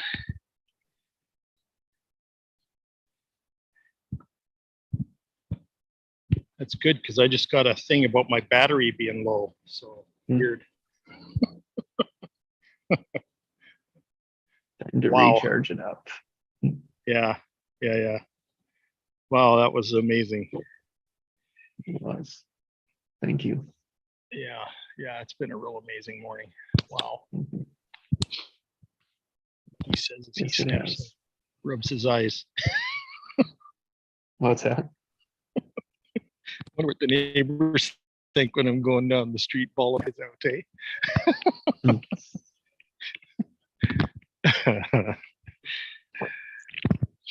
Well, have a great day. Yeah, you too. Big love, Jesse. Thank you. Big hug, Craig.